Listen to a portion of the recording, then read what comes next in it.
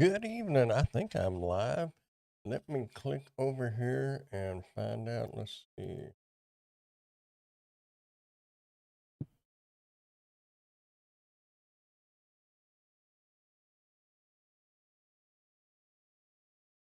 Uh, yeah. Oh, I am live. Okay, good deal. How you doing, Pork Chop? Happy New Year, everybody. Hope everybody had a happy and safe one, or is having a happy and safe one. And I hope the whole new year brings lots of blessings your way. So I've got lots of plans for this channel. I've got me a little folder that says video ideas, ideas. Anyway, uh, anyway, with the new year comes taxes, and nobody likes to talk about them, especially me. I'm already on the payment plan. That payment plan is probably going to grow, from what I can tell. Guess it was a glitch because see you live and you were on. Yeah, I checked on YouTube because that happened before. I scheduled it through OBS and I put 9 o'clock, but then for some reason YouTube was showing 11 o'clock. So I'm not real sure what was up. Anyway, I hadn't even looked to see if I got the lights on, everything's going. And quite honestly, up until about 20 seconds before I hit go live, there was a Christmas tree right there. Still one in the living room. Haven't put that up yet. I've actually been pretty lazy this past week. I haven't really done many reviews. However, I did get one done earlier. I almost finished editing it. It'll be out tomorrow on Random Reviews. But yeah, I hope everybody has some goals set for the year. I'm not going to say resolutions, but hopefully you got some goals in mind. It is good to slow it down a bit. Yeah. Hey, I have not. Well, actually, I did accept one product from the China Dolls, and it's only because I think it'd make a good birthday present. It's another one of those car speaker, the Bluetooth speakers. Uh, and for some reason, it's marked $139 on Amazon, but it's not going to be 129 or 39, whatever it is. That's ridiculous. Even the big truck ones that I did are only like 39 bucks. So I don't know. Anyway, it says it's 15 watts, and some of the other ones was 5 watts and 8 watts. So I'm kind of interested to see if it sounds better. It's not paying, and that is one of my goals. And actually, it's kind of a New Year. I don't know if it's a resolution. It's a new rule for me, and I'm not accepting anything anymore. And I've got some videos made on this, and but just they'll be coming out. But just to kind of touch on that, on things to accept for like Amazon influencers and stuff. Uh, I understand that when you're getting started, you pretty much accept anything and everything that comes your way because it's free. And everything's nice when it's free.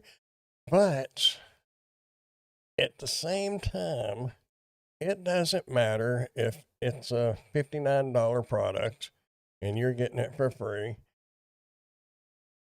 unless you're really good. But me personally, to do a review, I'm looking at an hour's worth of reviewing. By the time you set up, hit record, and hit stop, and the countless times in between, that's an hour at minimum. Then you got another hour to two to edit it. Then you got to upload it. So you're looking at about 4 hours. And which is fine if that product, a lot of the products on Amazon will say 5,000 sold in the last 30 days or whatever. That's great. That's a good product. But if it's some company and they've got a bunch of vacuum cleaners on there and all of a sudden they have a microphone and they're not microphone sellers. So as soon as they run out of that batch of them they bought, they're going to be done with them. So then you're going to have a dead link on your Amazon storefront that goes nowhere. And you can link to their Amazon page, but if they don't have the same type of product, people are going to say, what does this have to do? What does microphones have to do with vacuum cleaners? So there's some lessons to be learned there. And I've learned them, and I'm still learning them. But anyway, I'm not accepting, my whole deal is I'm not accepting no more of this fly-by-night stuff that they buy, you know, a pallet of, and then they're going to be out of it, and they're not going to be selling it no more. And just not going to happen no more. I'm quitting that, and pretty much just going to be concentrating on the high-price stuff, because you can't make no commissions off $59 products. If you're making 3 to 5% commissions, and they sell 3 or 4 of them, you know, how much you going to make? I'm not going to do the math, but you can figure that's relatively low. But yeah, unless it's something that you really want for yourself or to give it as a gift, it would be worth doing. It's like that speaker. That's why I'm going to go ahead and do it. But I have written. Let's see. Oh, I'm on the mini PC. But I had written a little note to kind of copy and paste to tell them starting 2026, I'll no longer be accepting free exchange the product for the video. No more of that, unless it is something that I really want or something that's really expensive that I know that I can flip. I've seen that with sellers. Yeah. Yeah, they buy like a pallet of shavers or whatever, but they're furniture sales mostly, mostly outdoor furniture. And then they sell shavers. Yeah. And you can't blame them. They buy it cheap. They're going to flip it. I get it. But that's not going to do you any good for building a business, as a creator. It's going to make your storefront be all over the place, dead links. If somebody has an issue with the shaver that they bought, and you say, well, I'm sorry, because I get that a lot. They want me to be the help desk, and I'll say you can contact the seller, and then when you go to look for the product, it's either not there or the seller don't even sell that. They done moved on, and that kind of makes people look at you like, you're doing this stuff and showing us, but then there's no support. So I'm trying to get away from all that, and it means I'm going to have to put it into good relationships that I've got going with some of these agencies and stuff.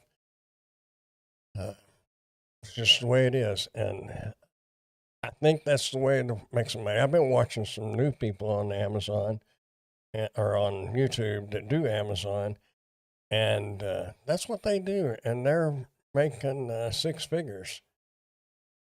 But they don't do like the Bluetooth speaker. They're doing like lawnmowers, weed eaters, furniture, household stuff, not cheap knockoff stuff that's here today and gone tomorrow. And that's what I've got to do. China Dolls would send a product to review, and then when you link to the page, it says the item is unavailable. Yes, and sometimes, now I don't know about that situation, but I've got another agency that they're wanting the video out on the product page, and then they get the products in.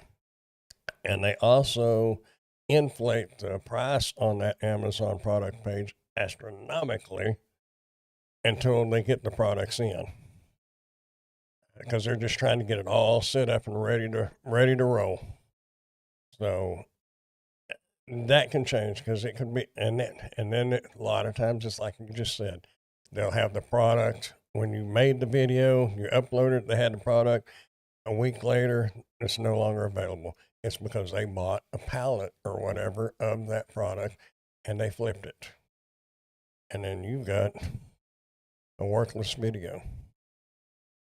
Now, if it's, say, like some of the tablets I've done, a lot of those sellers still sell tablets. They just don't sell that particular tablet that you did the review on.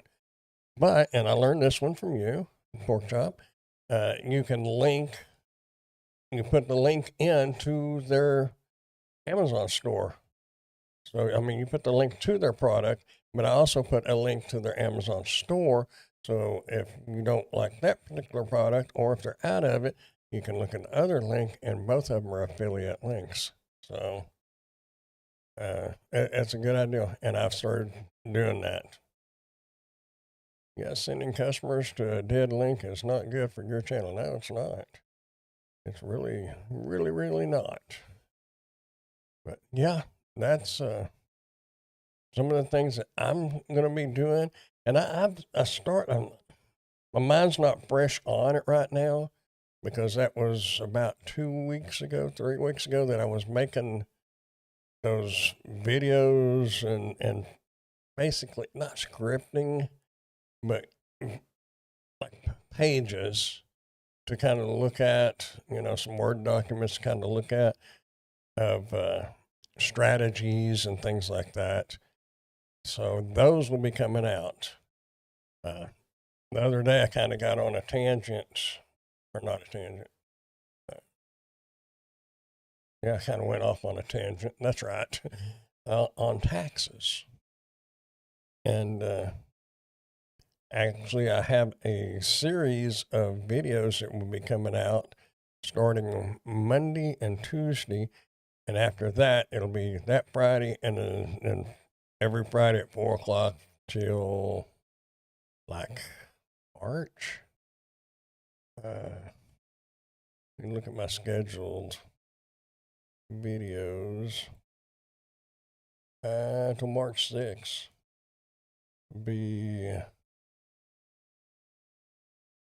March 5th, or January 5th, 6th, 9th, 16th, 23rd, 30th, February 6th, 13th, 20th, 27th, and then March 6th will be the last one. And it's tidbits,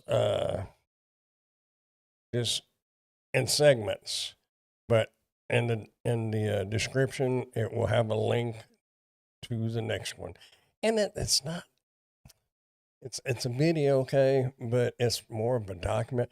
I'm going to play that, and I know some people may not be interested in it, but and I'm just going to do this on the live, just kind of show y'all what is coming about. It's kind of how it's going to be. And if you're interested in, accounting or basically taxes and tax laws. Now, I did base this on Texas. However, this is federal taxes. So it is going to affect everybody except, like Oklahoma, I know, has state tax, and there's some other states that have state taxes. I don't have anything about state taxes on there, because Texas does not do state taxes. Hello, Lisa. Happy New Year to you. But anyway, I'm going to play that real quick. And let's see, how long is it? I won't bore y'all with it very long. 3 minutes and 27 seconds. If y'all can deal with it for 3 minutes and 27 seconds, I would appreciate it. But it's going to be kind of Happy New Year, Mr. Wumble. Ray, hope you and Wendy are doing well. I'm going to play this, and this is going to be the format of the series of the tax videos. So here we go. Let's see. I may hide out down here, and then I can keep. I can chat in there. So anyway, I'm gonna kill my mic and turn the desktop mic on. If y'all can't hear it, tell me real quick, and then I can fix that maybe, hopefully.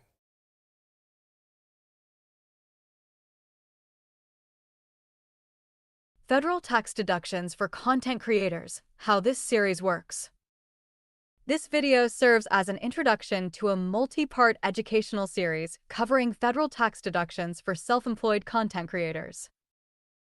If you earn income from platforms like YouTube, the Amazon Influencer Program, or other online content platforms, and you receive that income on a 1099, this series was created for you. This series is specifically designed for creators who operate as sole proprietors, meaning you are not filing as a corporation or LLC, but instead report your business income and expenses on Schedule C as part of your personal tax return. The purpose of this series is to explain, in plain language, how common tax deductions apply to content creators, how those deductions are typically handled under IRS guidelines, and how to document them responsibly. This is not a shortcut guide. It is not a loophole guide. And it is not personalized tax advice. Instead, this series is meant to help you understand the framework of the tax system as it applies to small, self-employed creators, so you can make informed decisions and ask better questions when needed. Each video in this series focuses on a specific topic. Some viewers may choose to watch the entire series from beginning to end, while others may want to jump directly to topics like the home office deduction, vehicle expenses, or phone and internet deductions. Both approaches are fine. A full list of all segments, along with links to each video, is provided in the video description so you can navigate the series in whatever way works best for you. Every segment is designed to stand on its own, but the series is structured so that earlier segments provide helpful context for later ones. Before we go any further, it's important to clearly state the scope and limitations of this content. This series is provided for informational and educational purposes only. While the material is based on in-depth research and commonly accepted tax guidelines, it is not a substitute for professional tax, legal, or financial advice. Tax laws can change. IRS interpretations can evolve. And individual situations vary widely. You are responsible for verifying any information that applies to your situation and for consulting with a qualified tax professional regarding your specific circumstances. Nothing in this series should be interpreted as a legal guideline, tax filing instruction, or guarantee of tax treatment. With that said, the goal here is clarity, not confusion. Many creators overpay taxes simply because they don't understand what qualifies as a legitimate business expense. Others hesitate to take deductions they are entitled to because the rules feel intimidating or unclear. This series is meant to bridge that gap. If you're ready to begin, start with Segment 1, where we talk about who this series is for, why deductions matter, and how they fit into the bigger picture of running a content-based business.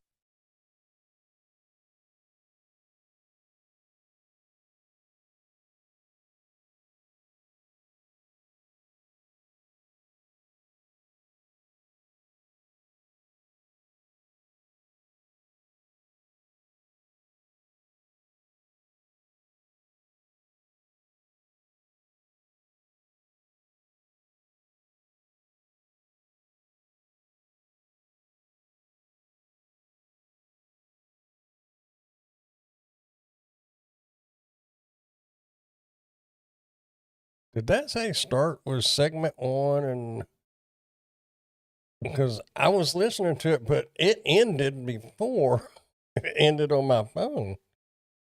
That's weird. You like that? Okay. Good deal. That was weird.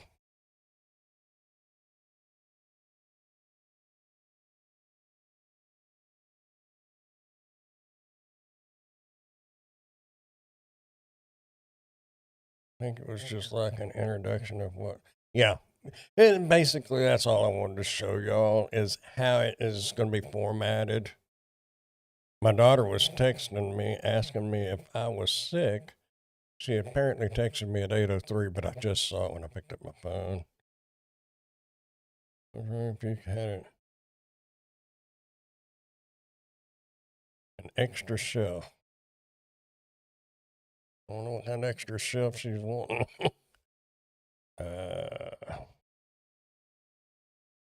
I'm using all the.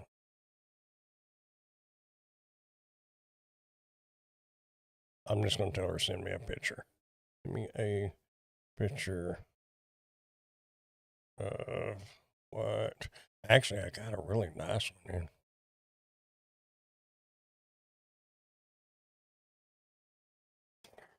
It's like more like a cupboard, but each video should post the upcoming schedule of videos so we can see the schedule no matter which video we are watching. Well,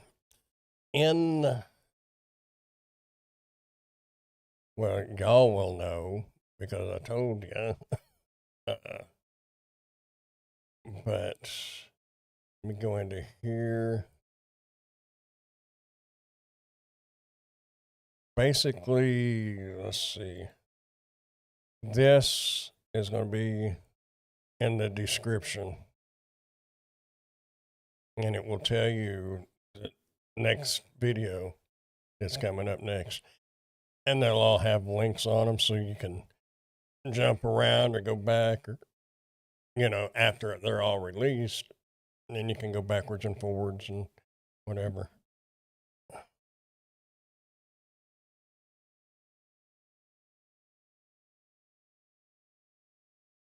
I don't know where she thinks she's going to get that from.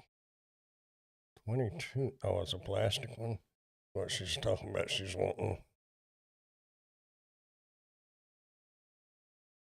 I only have the ones I am using. Sorry, y'all. It's my fault because I didn't see her text earlier, and she's going to be going to bed here pretty soon. I'm sure. I only have.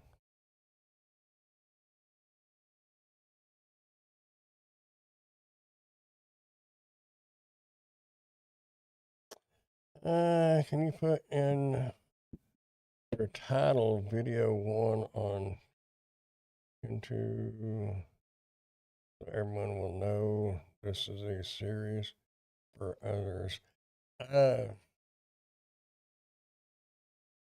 Well, there's going to be the title of all of them.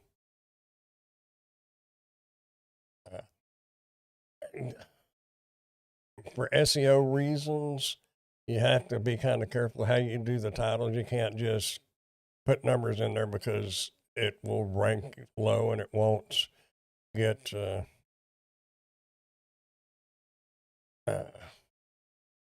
indexed correctly if you don't put your titles correctly. You have to use like keywords and stuff like that in the titles and stuff. But nevertheless, anyway,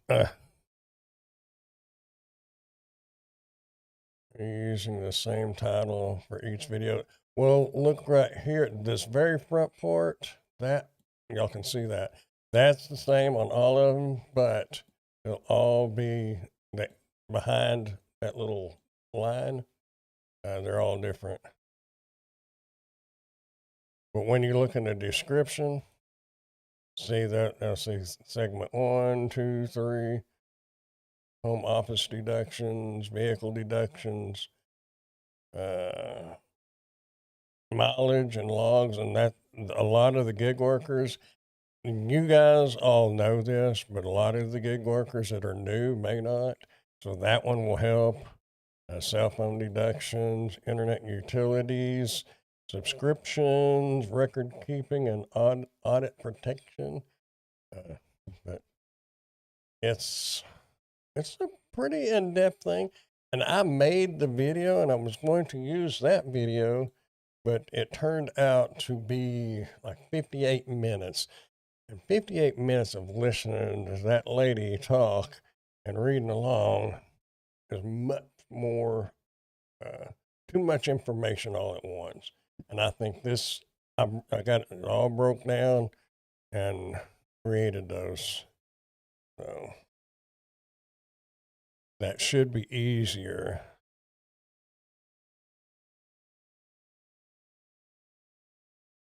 I'm in subbed a while, just never comment. Oh, cool.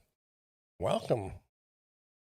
You have to remember that part of the title cuts off, especially when viewing on a cell phone. Yeah, you might want to put the subject first. Everything says no. All your guides and all that for creating titles and all that, because I had it like that and it ranked low, but when you put it the other way, it ranks high or higher. So, yeah. But yeah, you're right, and also some of your thumbnails. Uh, if if you write too much on them or too small a text when you're looking at the phone, you can't tell.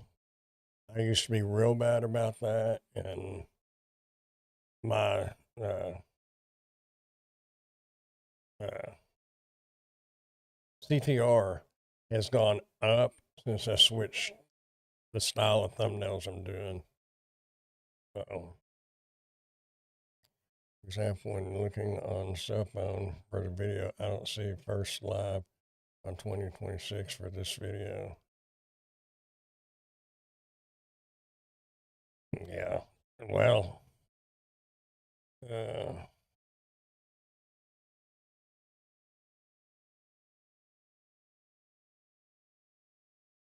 see, how can I?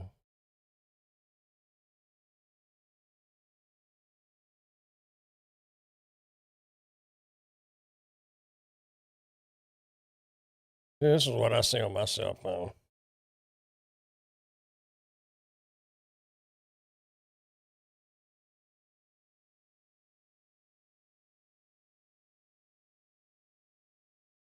And all these are shorts.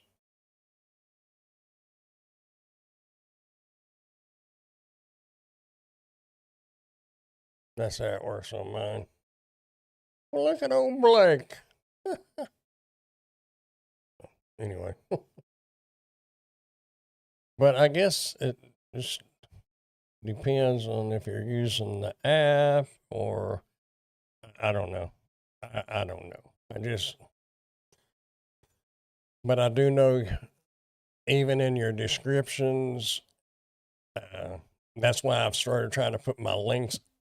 You put your hook line in your description, your first sentence, and then your second sentence. You want your links, your Amazon links right there, because like you said, on mobile devices, you have to hit more to see those, and you kind of want those as high up as you can, but you need your hook to be your first sentence. Uh, I'll show you. Let's see. I don't know if I can. Well, this one might do it. No, it's an older video because I'm not on Grandpa's Random Reviews and I can't see what kind it is. See how you got your first sentence, and then that second sentence is your link. Because anything past that second or third line, mobile devices won't see it unless they want to click the extra or the more.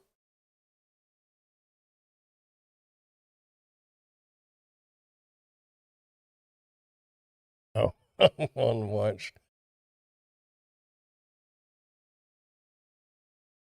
When in all of your videos will start with the same words, people. You think they already saw it? Yeah. Yeah. I know.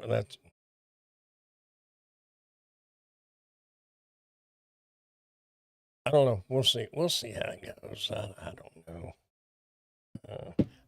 I've not done one like this. I may check into that more. Yeah, a lot of people don't know to click more. And, most of the time, people's not going to read descriptions anyway.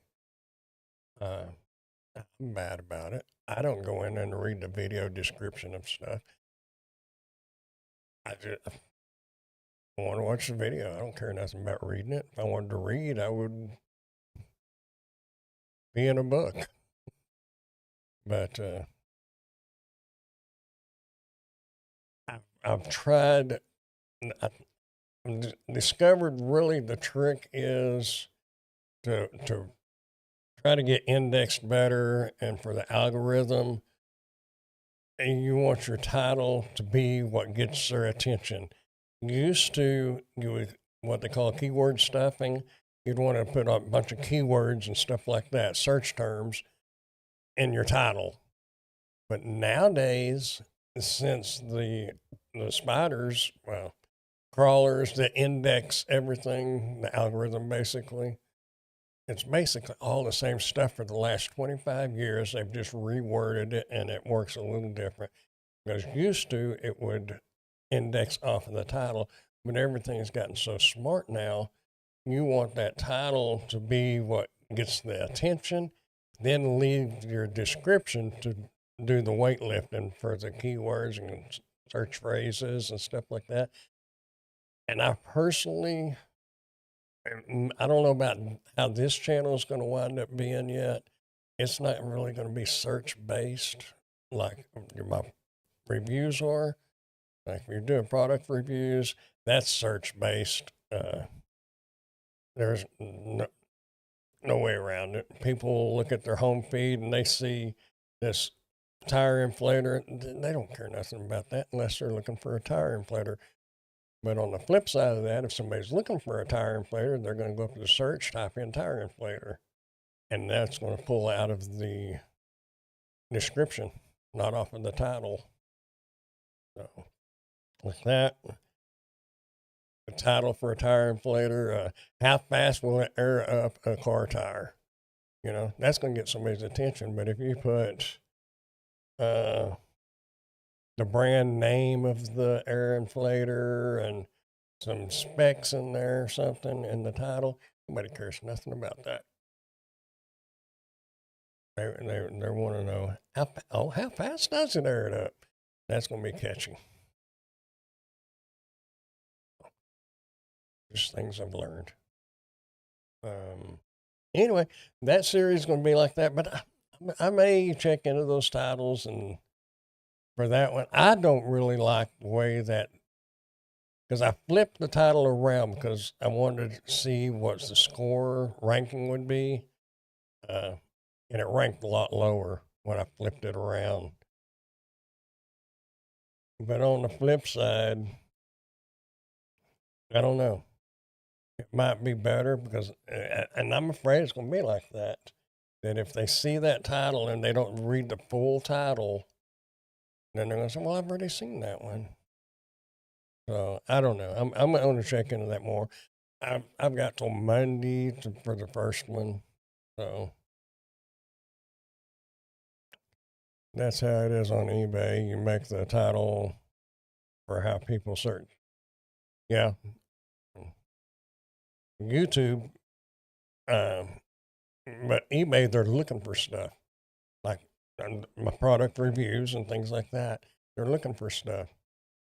But here, most people are just scrolling just like they do on TikTok and what's that other one? Instagram.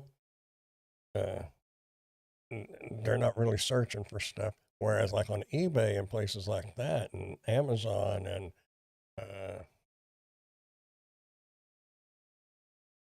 Facebook Marketplace, places like that, they're searching. So that works a little different. How do you check your YouTube video will rank? Sounds like another video to make. I would like to know that. vidIQ. They have a plug-in for for your browser on a computer. I guess you can do it on your phone too, but they have a paid version and the free version. The free version's all I got now, but depending on how things go, I may wind up going ahead and paying for vidIQ because that would be a tax deduction. Granted, it's not going to pay your monthly fee on it, but it will pay it.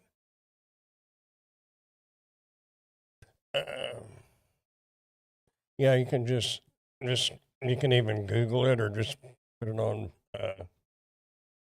YouTube, just like that right there. Well, hang on, and I'll give you a link.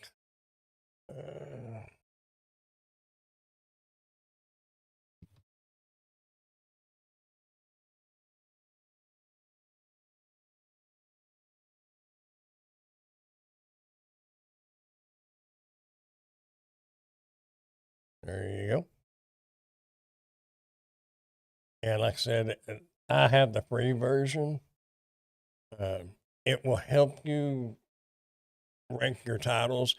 Basically, and that's what I've kind of learned is about, because you can use ChatGPT to create titles and descriptions and everything else. And sometimes it scores high with vidIQ, and vidIQ is probably one of the best tools that even YouTube recognizes them, and as in the rankings and stuff like that. And even like ChatGPT and say stuff and said, yeah, you know, but you want excitement, something to catch somebody's attention, the brand name of something, or a milk glass, a 1936 milk glass candy dish is going to be a terrible, terrible title for a YouTube video. For eBay, that would be great. But for a title on YouTube, no. You think it would get more views since you started using it? Since I've changed up my thumbnails and my titles, yes. My CTR, the click-through rate, is basically how many times YouTube has put that video and thumbnail in front of somebody, the title and video and all that, and put it in front of somebody, say it, put it in front of 5,000 people, and say only 20 of them clicked on it, it's going to be a terrible CTR percentage. And if 200 of them watched it, that's great. That means you got your titles and your thumbnails spot on. And vidIQ is good about helping you do that. And it's a training tool. Even if you paid for it, I think if you kind of pay attention and use it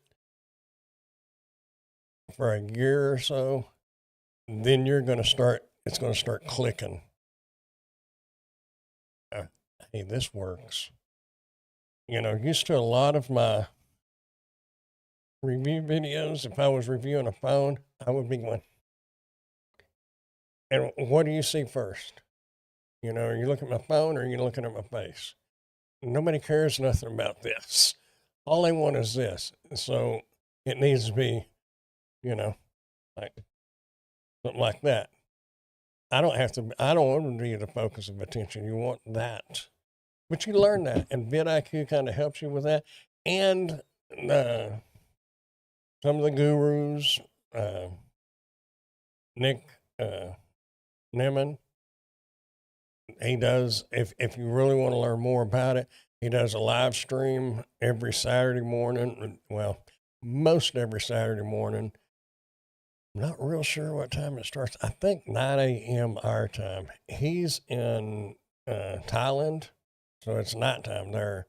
But I think it's 9 a.m. every Saturday morning. And you can post questions. And if you get there early enough, they'll answer your questions. You know. But the more you watch those people and listen to them and read, and there's some more guys out there and girls that teach things, and they don't always teach the same thing, but it's just like life. you listen to this person, this person, this person, then you form your own opinion, and you can kind of start seeing what's working and what's not working.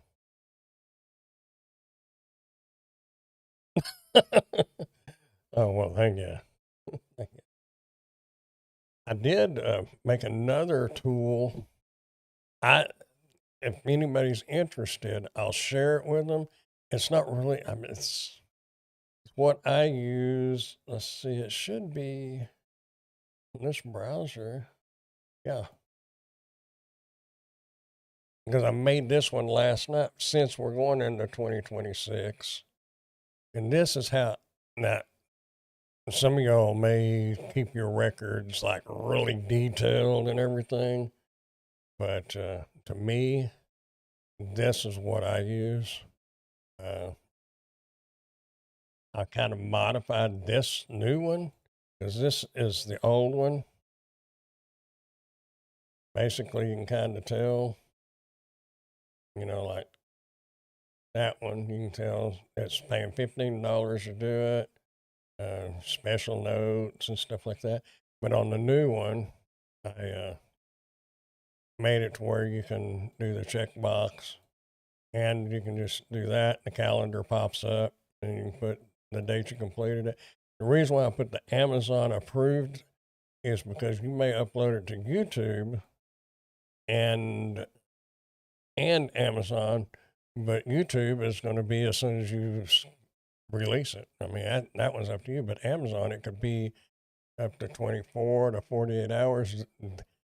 About 3 weeks ago, it was taking a good week to 2 weeks to get a video approved. They was adjusting their system. So, hello, the drunken wedding photographer. Happy New Year. But yeah, this is I'm gonna put this, actually it's in a folder in my Google Drive of tools that is all gonna be public for any of y'all that wanna get it. It's up to you. And you can put yes or no, they paid you. And bad because I actually turned in somebody that copied my video, put it on their YouTube channel, and I got a notification on YouTube that said I did. But and then I got an email and said, "Excuse me, you said we could use this video." And I went and looked at my notes, and it wasn't there. But they had clipped the part of the email where I said that they could use it, and I said, "Oop, my bad." So I went and had to retract because I got a copyright strike.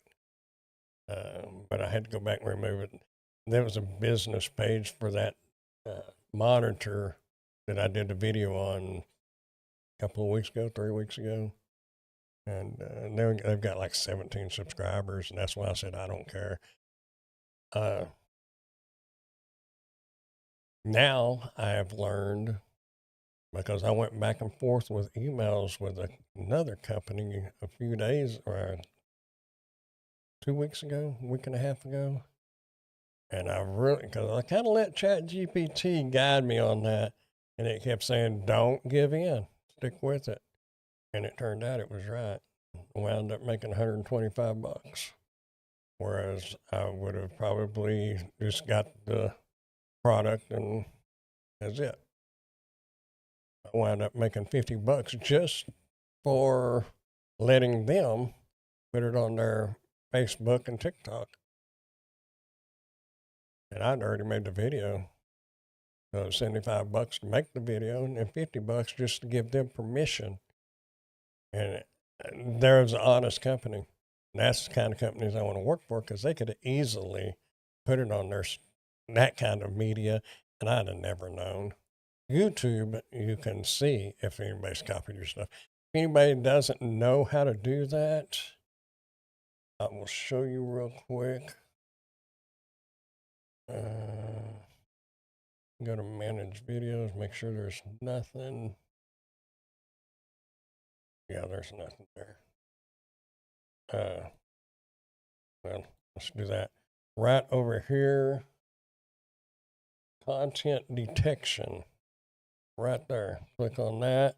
And if there's any videos on YouTube that is possibly most likely yours, it'll show up right there. So content detection, that's for copyright stuff. Then you can, here's some of them that I've done.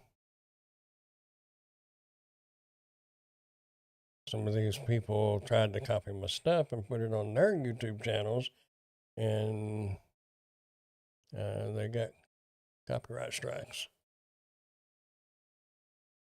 But nevertheless, that's how you do that, in case anybody was interested.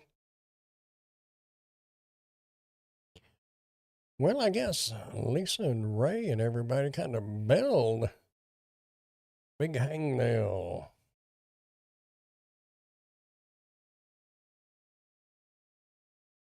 Man, that would be tough. Well, I don't.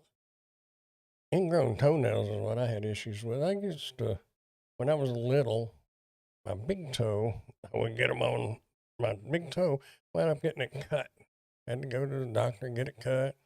And then the other side did it, go and got that cut. But I still got the toenail, but just the center. Guess that's an inherited thing because my grandpa had them really bad. Interesting. Thanks for showing that. I don't think anybody would want to hijack my videos. You would be surprised. Because, some of your, people would use them.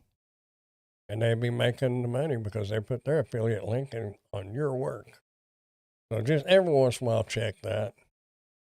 And if you find one, you can probably figure it out. But if you can't figure it out, let me know, and I'll try to help you go through it. Because you got to put in your name, address, put in all your information. They don't see that. YouTube sees that, but YouTube's already got your information anyway, so I'm not particularly worried about that.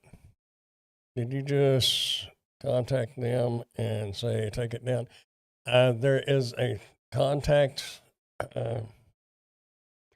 There's not one on here, but like right here, you'll be able to click a little box, and then right over here, sorry.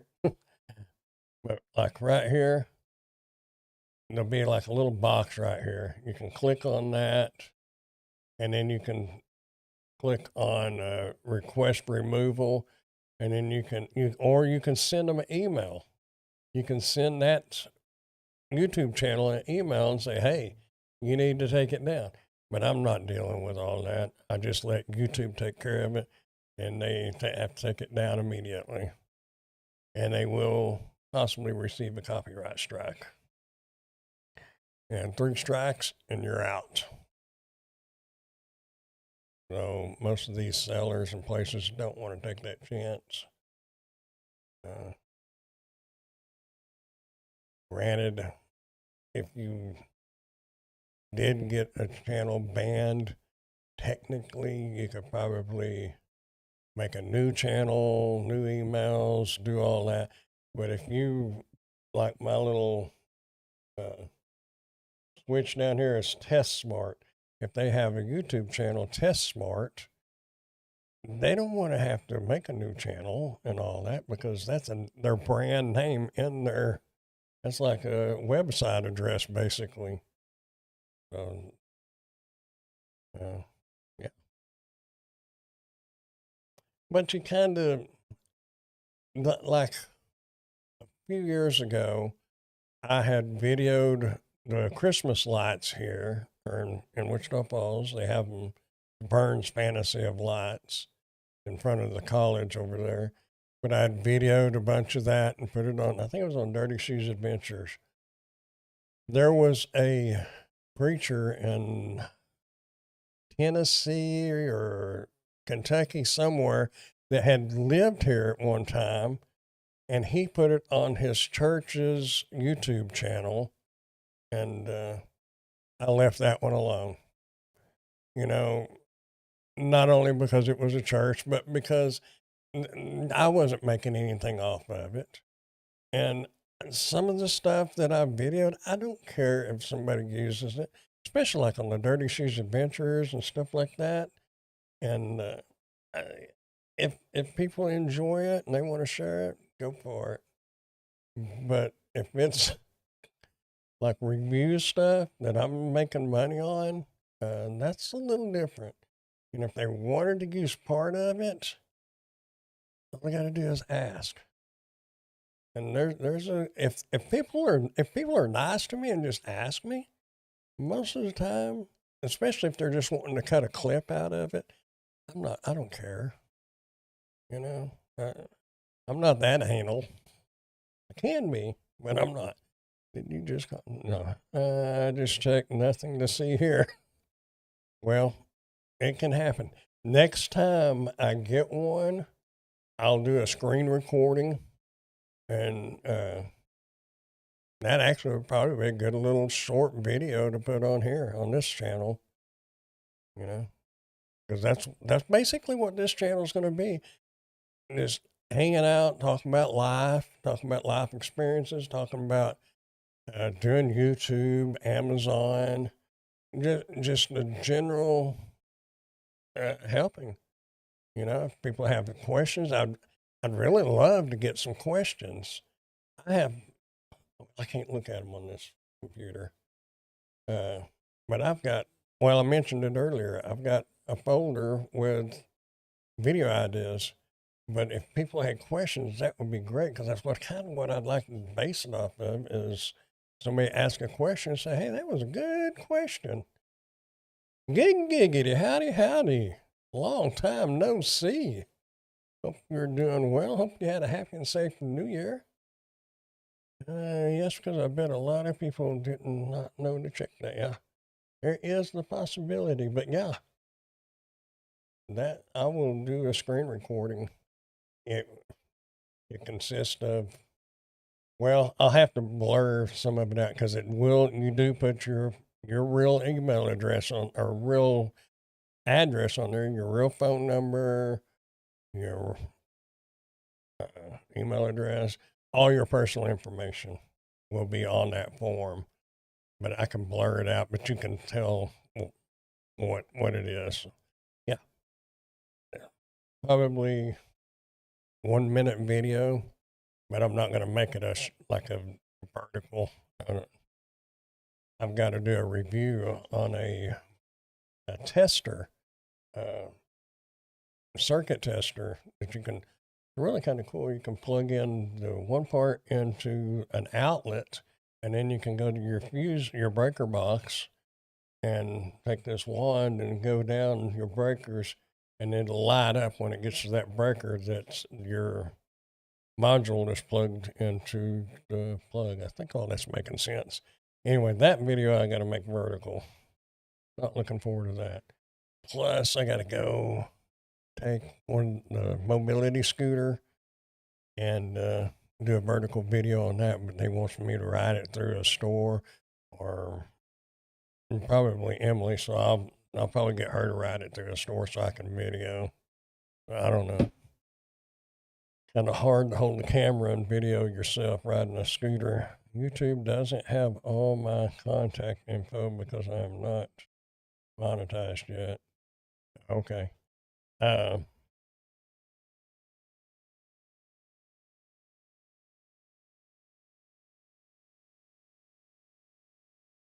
Yeah, I mean, well, you may have a PO box because you could use a PO box.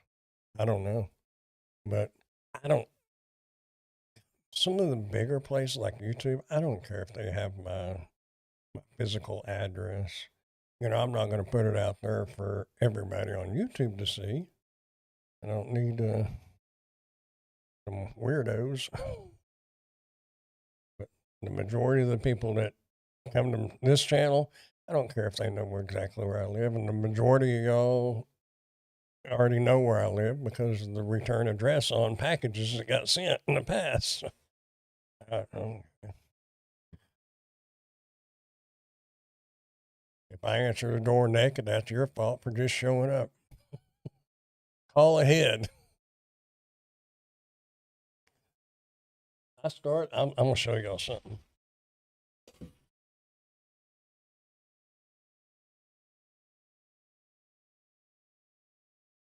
I started to go live wearing this.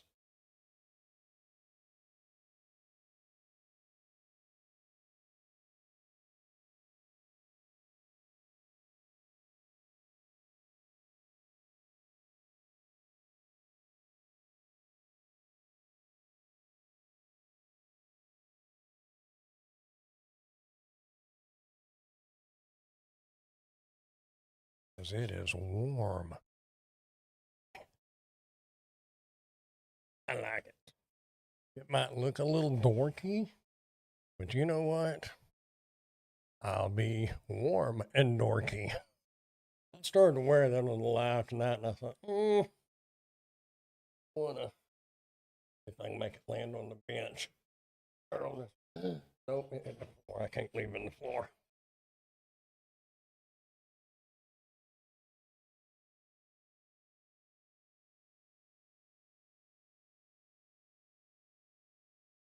Yeah. If you like those wearable blankets and you don't have one, the one from Bucky's is definitely warm. I have no idea how much it cost. It was actually given to Emily at her family Christmas party, but I had bought her not a Bucky's, but I'd bought her one last year, so she gave me this one. I love it. Keeps you warm. Hello, Rodney. Happy New Year. Happy New Year, everybody. What movie was that? Happy New Year. Happy New Year, everybody. There was a movie, that line was from probably 100 of them. Oh, well. I don't know why I bring stuff up that I can't remember.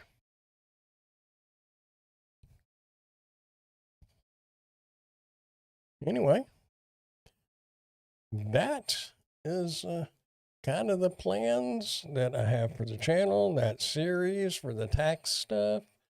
A lot of people may already know that tax stuff. I wasn't, I knew that you could take off your home office and things like that, but the legalities of it, I wasn't real sure. But now I know. And apparently there is, because I pay for TaxSlayer, but apparently there is, because I thought in order to do your mileage, like we always did, most of us have done with gig work, I thought you had to pay, for TaxSlayer or whatever tax program you use in order to put all that stuff in. But apparently there's one called Free Tax USA or something like that. Apparently you can do it on that one, but it doesn't walk you through step by step like TaxSlayer and what's that?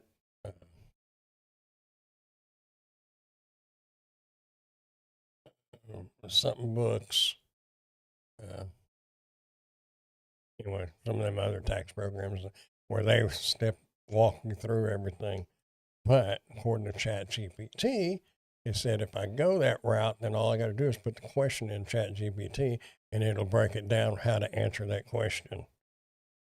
I'm a little nervous because I have never taken off square footage or a percentage, and I have got to do it this year because as a ballpark figure, ChatGPT has me down to be owing probably between $4,000 and $4,500 on taxes. I can't do that. I mean, I can because I'm already on the payment plan, but I don't want to add to that much. So, but I didn't put any of the square footage and all that. So, yeah, anyway. But yeah, that series is going to start like the video we watched earlier. That comes out Monday. The next video is basically the same thing, sort of. it will be Tuesday. That's why I'm running them back to back. And then starting Friday, it'll be every Friday through March 6th at 4 p.m. Central Standard Time. And then I've got some more series on different things on Amazon. You know, it's been a while since I looked at it, so can't really remember. But it's some more useful information if you're doing Amazon, YouTube, things like that. I'm probably going to run those in the mix. So I'm shooting for 3 videos a week on this channel, which I may do actually 2 videos and 1 live. Like Monday a video. No, it's Thursdays I'm doing live. Maybe Tuesdays. I don't know. 3 videos a week, whether it's live or not. And I think that is going to be a wrap for the night. I don't know. I'm not tired, but I got to finish editing, and I'm probably boring y'all. Just rattling.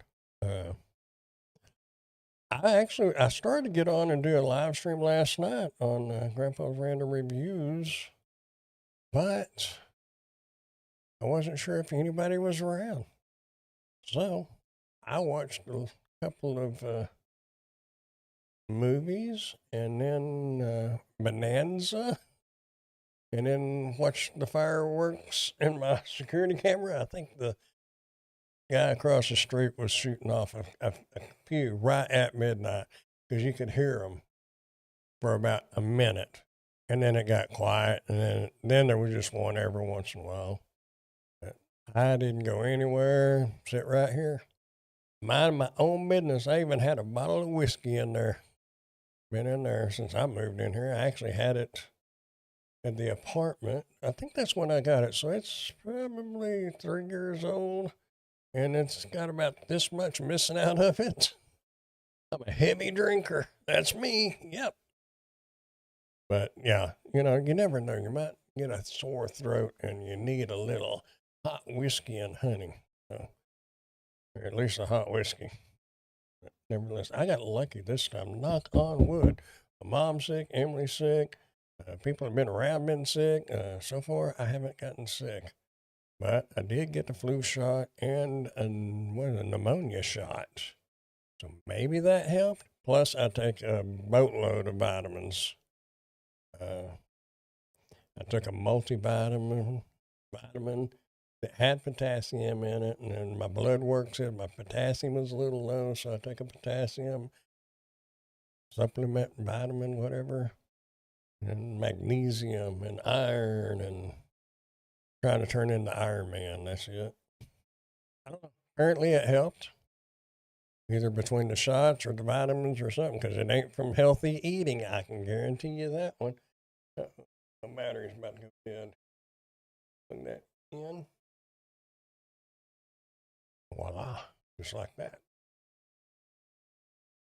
Anyway, I thank y'all for being here, whoever is here. I think Mom was going to watch the live, so Mom, if you're here, Happy New Year. I've told you probably twice now or 3 times. But since you had a nap today, it probably feels like the next day. Don't y'all hate that when you get, well, it's kind of cool though, when you take a nap in the middle of the afternoon and then you wake up and you think it's the next day and you realize, hey, I still got the rest of today. That's kind of cool.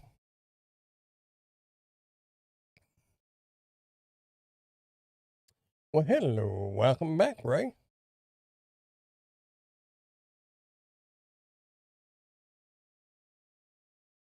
Checking to see if y'all have been drinking. Follow the light. Don't move your head. Yep.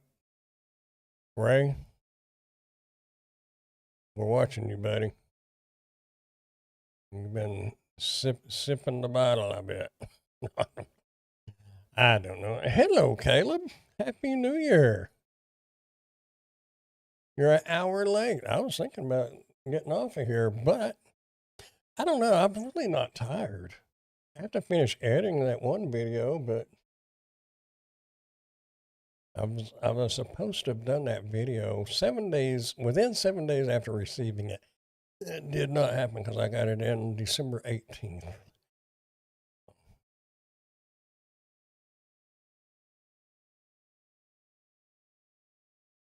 The drunken wedding photographer. Oh, well, okay. Follow the line. Don't move your head.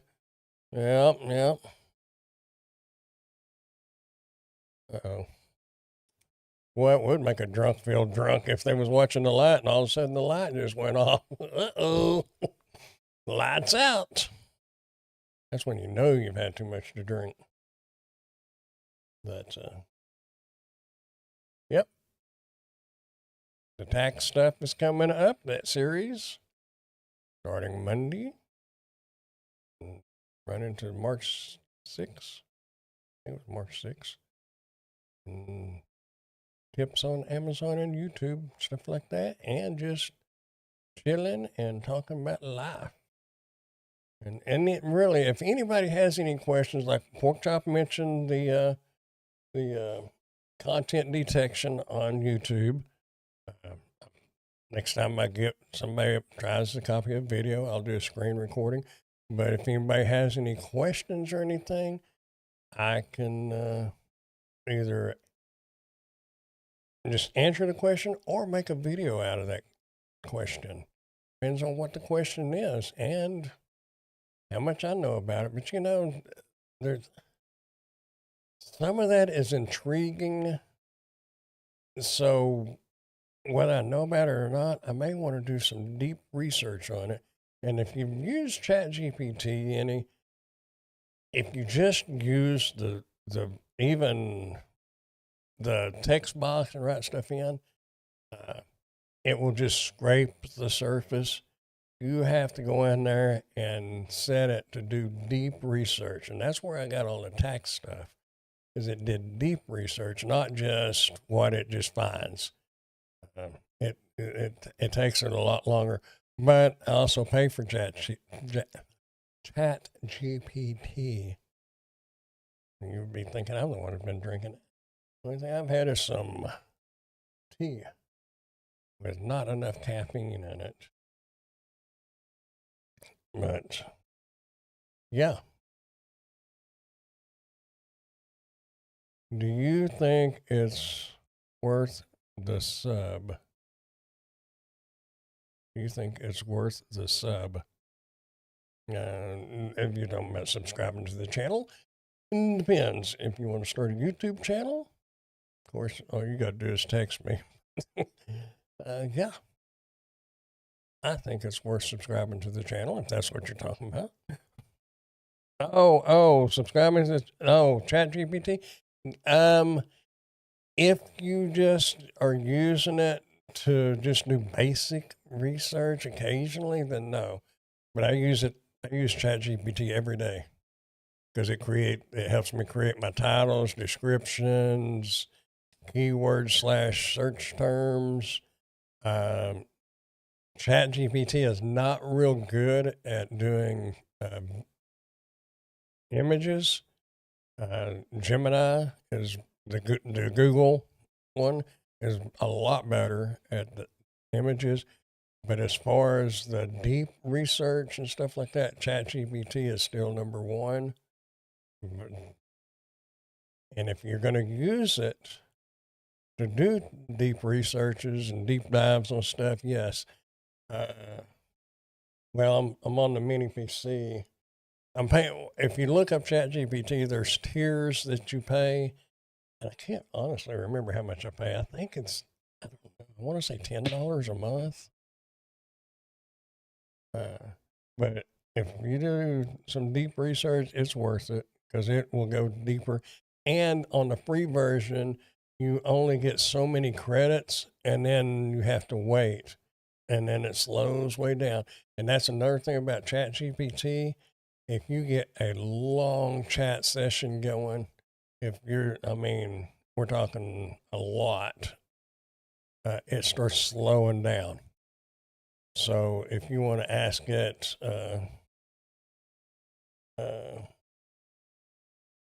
the history on Canon cameras, don't get that chat and then jump over and ask it the history on Hewlett Packard computers, start a new chat because it will load it up and it'll run real slow.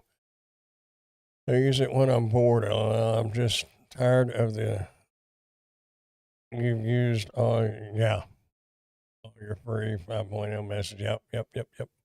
Also use it for my game. Oh, really? It's been really helpful on making decisions on what's. Oh, okay, that's cool. Do you know if ChatGPT's attitude? Mine is Sharky, and you can go into the settings on the bottom left, click on your name, and it'll say settings, and then you can go over to personalities, and you can select the personality. But if you use it a lot, it actually learns you, which is it's kind of scary in a way, but if you use it every day, it already knows your personality, and a lot of times you have to. Sometimes it still tries to make things too technical, and I have to go back and say, "Hey, I need this in just a normal human wording," Yeah. Because sometimes it gets too scientifical. I was going to look. Yeah, I thought I did. It did, but I don't like it. I wouldn't talk to someone who talks to me like ChatGPT does. Yeah, you have to. Good night, Ray. Thanks for hanging for a moment. Hope you have a good one. Go, Wendy. Howdy, howdy.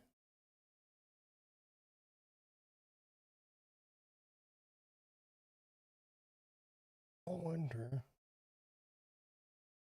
who wrote the book of blue. Oh, yeah, it will let me get on here. I don't think there's. Here, we'll do this. And see, all your chats are down the side over here. But you can click on your name and go to settings and personalization. This one? No.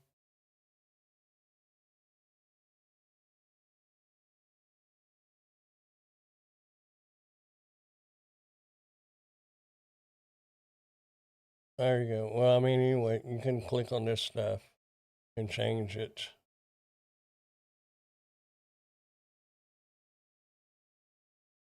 There you go. Quirk. There's your personalities. Or what do they call it? Compatibilities, whatever.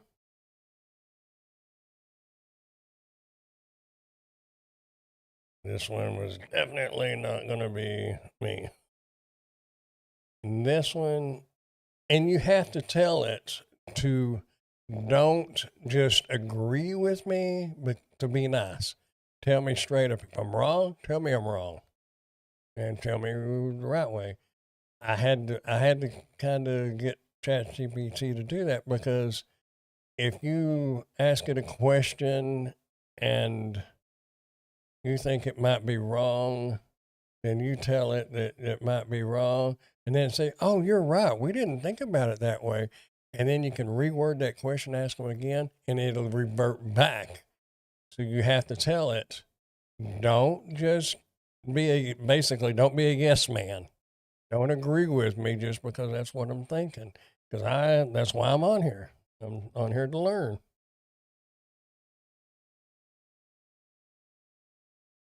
Yeah. There is a, well, I'm not going to, well, it might be on my history. I just watched a video. No, because let's see. I just watched a video the other night. Let me change. Here, I got to do this. Hang on. Switch account. I'll show you this guy. He's got some stuff on there.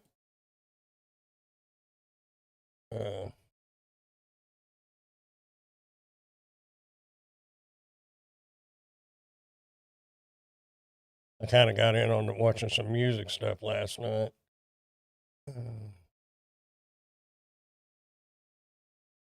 Where's Prince? Oh, where is that guy? Oh, right here.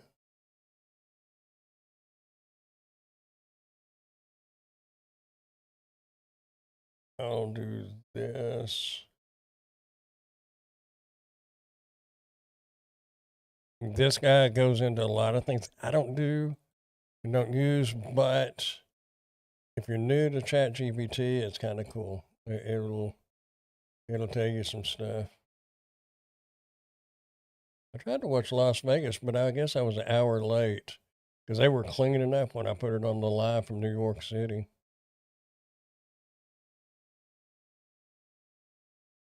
Anyway, wait a minute, where did?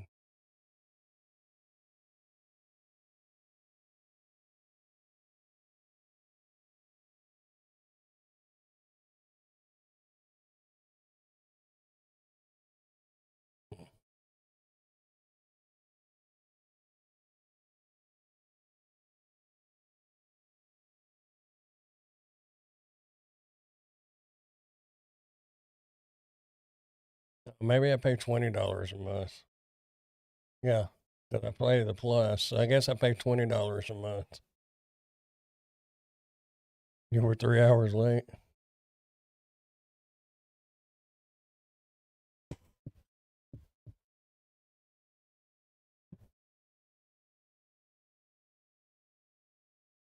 But you don't really. That was one of my deals. Is I used it so much that it wouldn't help me, and then I'd have to wait till 8 o'clock tomorrow morning or whatever. I'm like, I need it right now, and I was switching back and forth from what's those other ones? There's some more. Claude and Grok. But everything that I've researched, those are good. But for what I use AI for, ChatGPT is still number one. Google is, Google is catching up with it. That Gemini, they're catching up with it, and it's a lot better on the graphics. Yeah, yep, it's a pain. But like this $20 a month, I can take a percentage of that off of my taxes,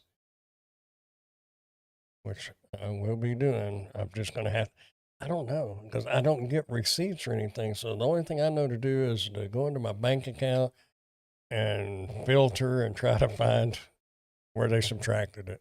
And Epidemic Sound, I pay for Epidemic Sound for the review channel.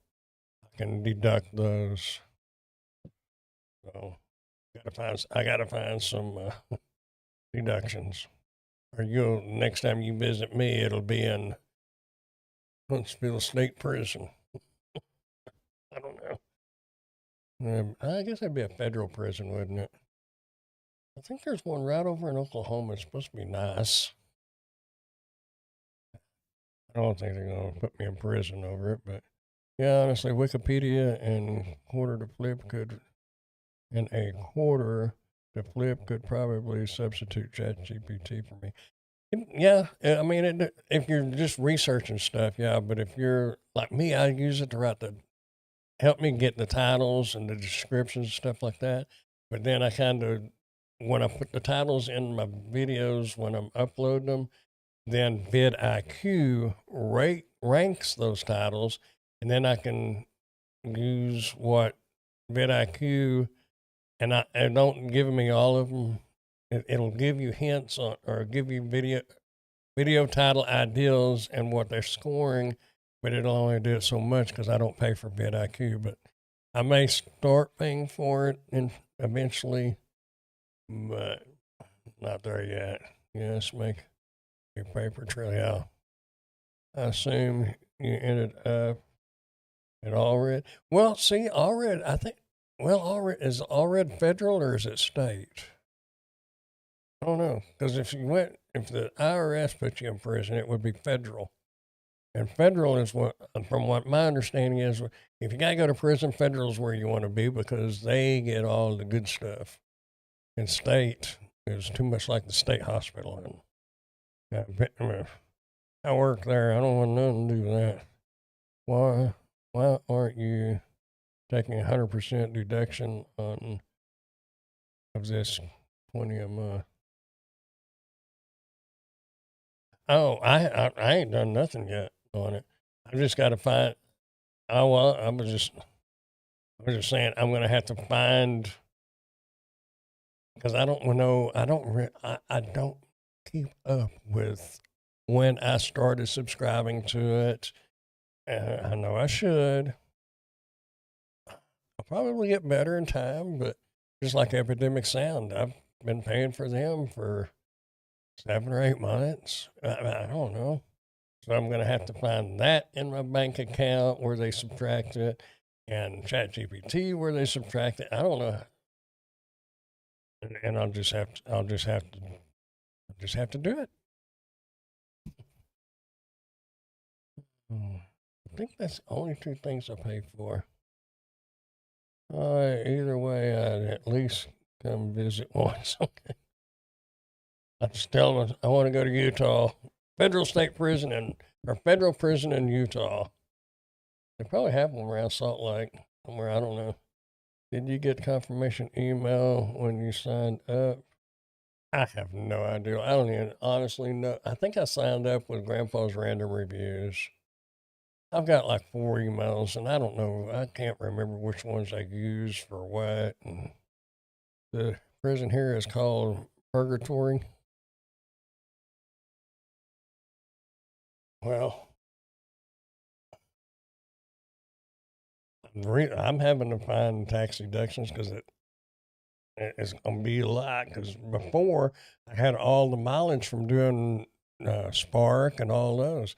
I'm not going to have that mileage for 2025. I think March was about the last time I did any delivery. So I'm going to have some mileage from driving to Wichita to do a review. I can use that. But the rest of it, I'm going to have to do home office, utility bills, internet, cell phone. I guess I can't use 100% of my internet because if they looked at my history on YouTube to see I watched Bonanza, and I really don't think that would be work related. Of course, it helps keep your mentality. So I don't know. It could be mental therapy, medically necessary. I don't know.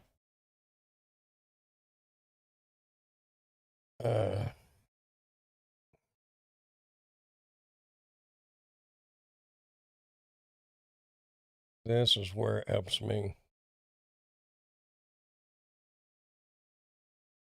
I did a video on this and put the tool out. You just copy and paste everything, and it gives you your title and Amazon. Oh, here's your title.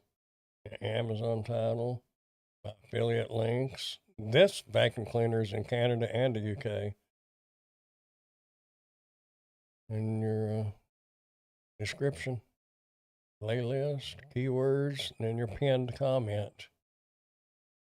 And this one I did a voiceover when I was using it on bed. Speaking of, this is why I like the wireless mic, because I need to go put my sheets in the dryer. I forgot. I took the sheets off the bed to vacuum the bed. Never knew they made a vacuum cleaner for a bed. It pulled a little bit of dust and stuff. I had no idea. I mean, I've always had sheets on the bed, and that bed mattress is fairly new.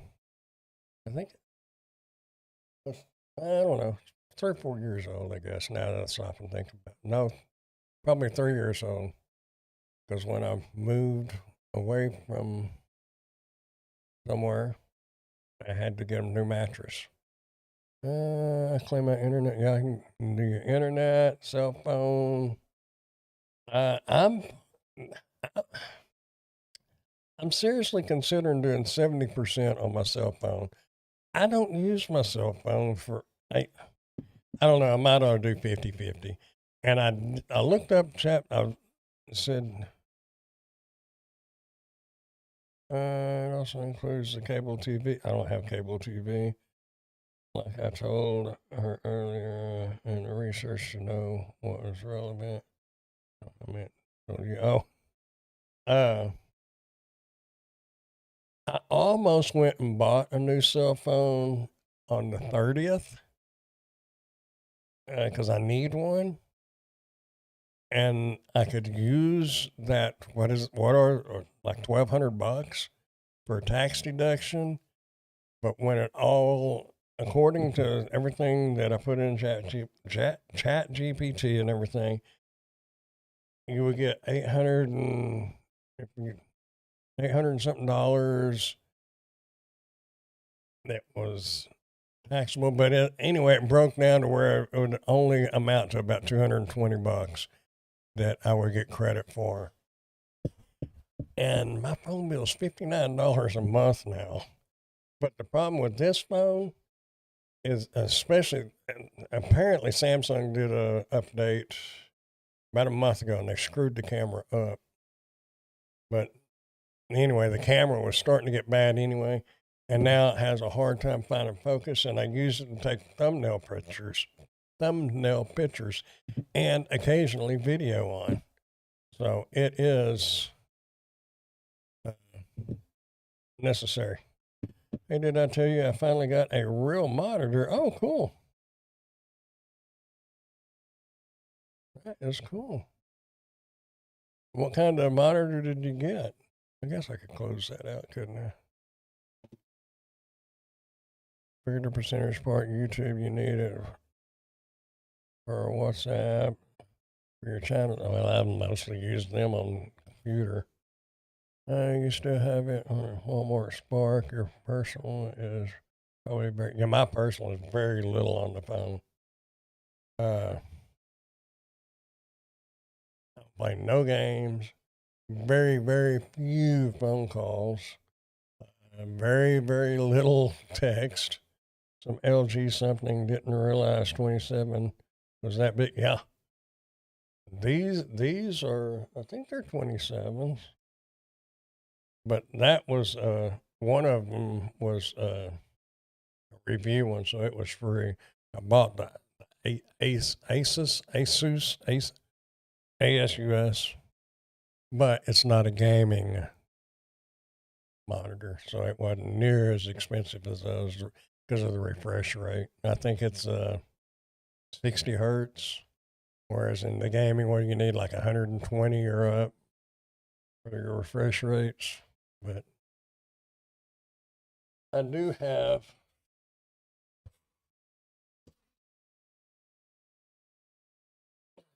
this one. Let's see.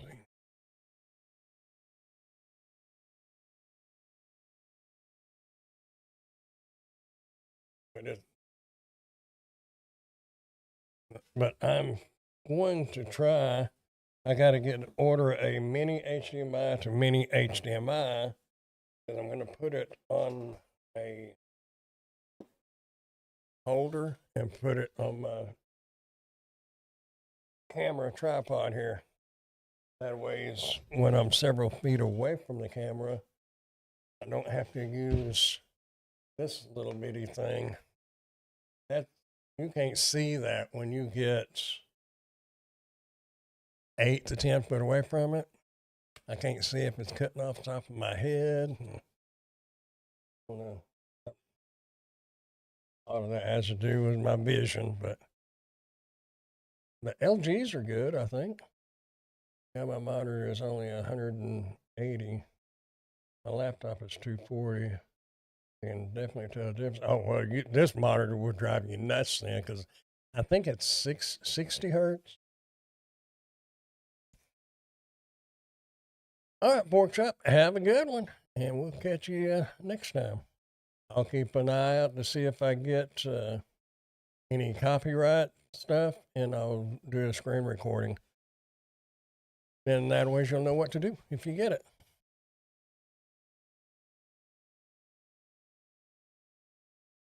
Thanks. Happy New Year. Happy New Year, everybody. Oh, that was Burl Ives. Frosty the Snowman, wasn't it? When he was going down, Happy New Year, everyone. That's what I was trying to think of earlier. I knew it would come to me. Even a drop to 180 made my shirt for a while ago. But the only gaming that I do is when I'm testing like the mini PCs. I'd like to get some more of those in. I kept the one, but what was it called? Metal Storm. I think. Let's see. I have it on here. Let's see. All apps. Epidemic Game Launcher or Epic Game Launcher. Look what it. Maybe it's within that. I put Tom Clancy's Rainbow Six on there, but it didn't. I didn't realize it was on there. Yeah, Metal Storm. Just a flying game. It's kind of cool. But Grandma may be on here, just not probably watching on their TVs. She asked me earlier if I was going to go live. She's been sick. Emily had pneumonia or has pneumonia. Luckily, so far, I haven't gotten sick. I don't know how. But all the vitamins I take, I guess. Plus, I had a pneumonia shot and a flu shot.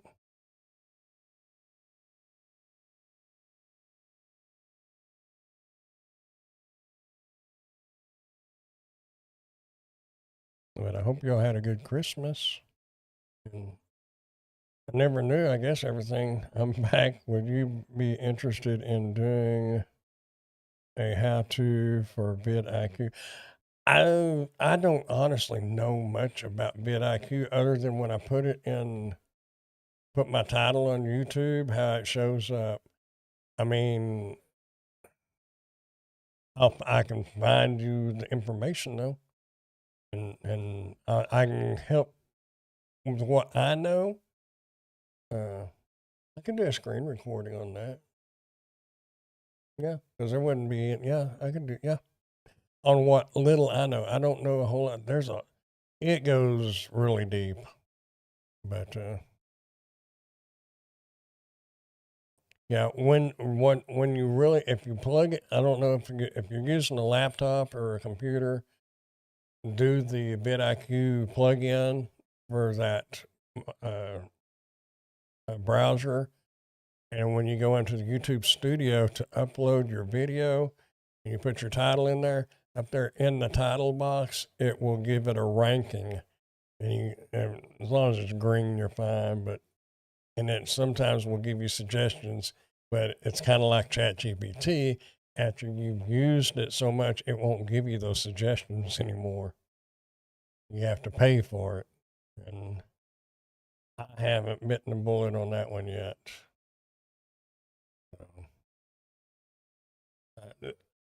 There's probably some really good videos out there on it.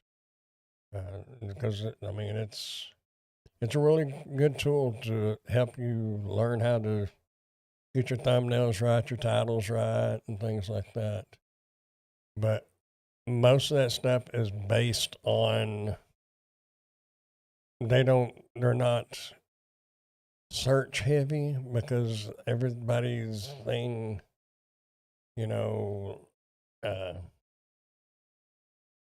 don't use search like what we do. But if you learned more about it, it may tell you more. But I don't know. search based. That's what I'm trying to think of. There's a lot of like Sean Cannell and those folks, people like that. They say some things don't matter anymore, but in doing reviews, some of those old stuff still matter. It depends on what kind of channel you got. If it's a gaming channel, if it's just a blog channel, then no, they don't matter. But doing reviews, search does still matter because you want to be able to find you on Google and not and just regular Google, not even YouTube, just regular Google, and that way it brings you to your videos show up in Google research. I probably won't do that browser extension. I don't want to mess around with the computer. It still has Windows 10 since it should be on Windows 11. Can't always pull up things without getting an error message sometimes.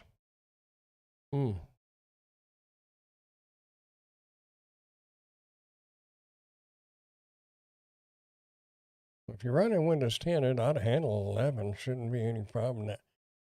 And, maybe I don't know, maybe if your hard drive's real full, you might start getting, because even though your hard drive, because like with mine, if my C drive gets full, I mean, this computer starts acting crazy. I mean, it still works, but like my video editor will start kind of freezing up and all kinds of stuff. And I wind up having to dump a bunch of files. But I do so many video files. I mean, I got 12 gigabytes in one folder from one review. So I have to go in there and delete those clips and just save the video and then transfer it over to my external hard drive. But yeah, the browser extension is what you really need, though. But you might, if you look into it further, you might be teaching me because I just use it for that title, and I know there's a lot more to it. What's that other one?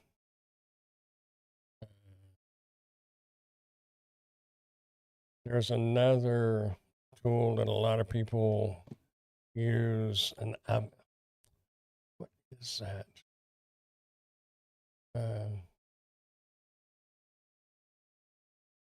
Helps you with keyword research and all that.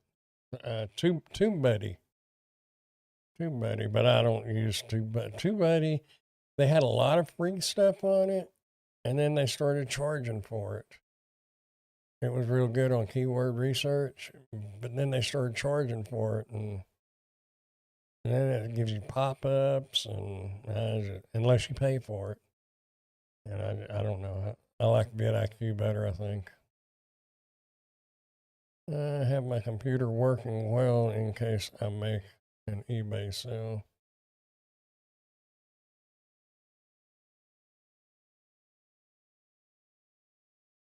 Well, I mean, if you got to use a computer, it ain't why have it. So get in there and start hitting buttons. Worst case, make sure you back everything up occasionally on a thumb drive or something like that. And if you screw something up, just reformat it. Boom, bang, bam, you're back to square one. Just make sure you back everything up. I've lost, well, what was it last year? I lost my whole hard drive over there. Luckily, the older pictures from digital pictures was still on thumb drives and probably CD discs over at my mom's in the garage, and I don't know. I can't do stuff like that, so I just play it safe. Depends on your computer. A lot of times it's a setting. I mean, you just go in. You can go in here and reset PC to factory reset. But Depends on the PC. Some of them, most of them nowadays, all have a partition drive that you won't overwrite because that's where your Windows is used to. It came on a disk. It's so much easier back then because you could wipe out the whole hard drive. And you could just put the disk in the drive and boom, bang, bam, new Windows on there. I think like XP might have been one of the last ones that I know of that actually had a disk. And now all the computers you buy now, they just got a separate partition on the hard drive.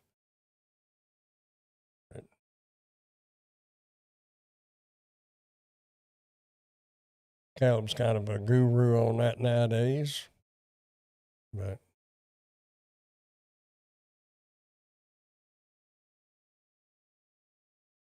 it's all interesting. It all depends on what you're interested in. There's some things people say, I don't know anything about that. And a lot of times it's because they either haven't been around it or they really don't have that much interest in it.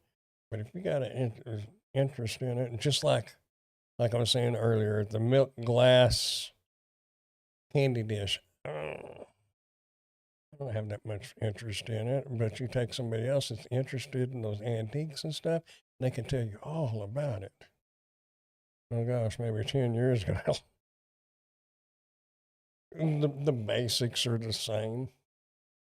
But yeah, you are totally right on that, Caleb, because like, well, for me, 20 years ago, well, probably longer than that, 25 years ago, 20 to 25 years ago, I would have never bought this computer that I bought. Well, back then I'd have built it. We'd have went to Fry's and I'd have built the computer. But I've learned a lot about the USBs on motherboards just from ChatGPT and trying to get this one, the audio and all that sound right. I learned that even though they say USB 3.0, this hard or motherboard will not accept the updated drivers that make it where it will actually be USB 3.0s. Plus, your USB ports are shared. So if you have 5 watts and 6 USB A ports or USB ports, they all share that 5 watts. It's not 5 watts for each port. And that's to get clear, clean audio, you have to have that. So the next computer I get will be, I'll probably go over to that computer store on, what was it, Avenue K? You probably remember, off of Kemp Street. He's worked on the laptop and he worked on this desktop, but I'll probably get him to build one for me. I'll tell him what I want, and then we'll see how much it costs.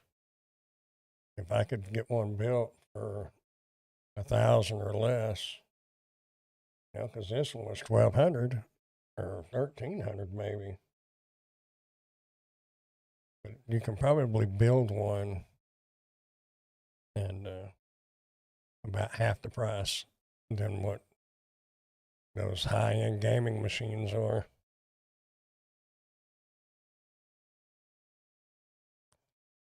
I love a desktop like a real PC, but like laziness, I guess. I thought my laptop had a big monitor on it, and like what you were saying, until you start using the bigger monitors, you're like, now I feel like I'm opening up a little 13-inch laptop, and it's a 17-inch laptop, but it feels tiny when you get used to the big monitors.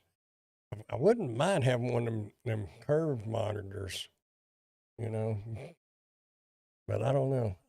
I don't know. 2 monitors works good for me right now. Yeah, laptop. Yeah, exactly. Well, you could build an amazing desktop for the price of my laptop. Oh, Sarah and I looked at those curved ones. I just wonder because I don't know. Like live streaming here. See, I can hit monitor 2 over here, and there's monitor 2. But you can make the uh, tabs. I guess you could do the tabs on your browser. You put tab 1, 2, and 3, but just having a separate monitor is nice. I'm personally not a fan. She said she wanted one. I've never used one, so I don't know. My one monitor, the Asus, whatever, Asus. No, that's shoes, isn't it? No, those are Asics. Anyway, uh, you can turn it up vertical if you want to. Well, you could, but I took the stand off of it because I've got a stand that hooks onto the back of the desk and it holds both monitors. But it would be if I wind up having to do very much vertical videos, I try to avoid it because I'm not into vertical. I've had several sellers want me to do for TikTok. No. And I know you can make good money on TikTok. I don't have time for it. Good night, pork chop. You have a good one. Yeah, it's 10:50, huh? But it would be kind of nice to have a third monitor set up just for vertical, and I would leave it off, unless I had to edit, and then I could just edit in vertical. Right now, with DaVinci Resolve, which is what I'm using, you can import your video and work vertical, but then you're working on the, you know how big the 27-inch screen is. So you're working with a little video about this wide, and you got that much computer or monitor. It's not too cool. If I need to look at something close, though, I put it over on this other monitor, but it's a 1080. This one is 4K, but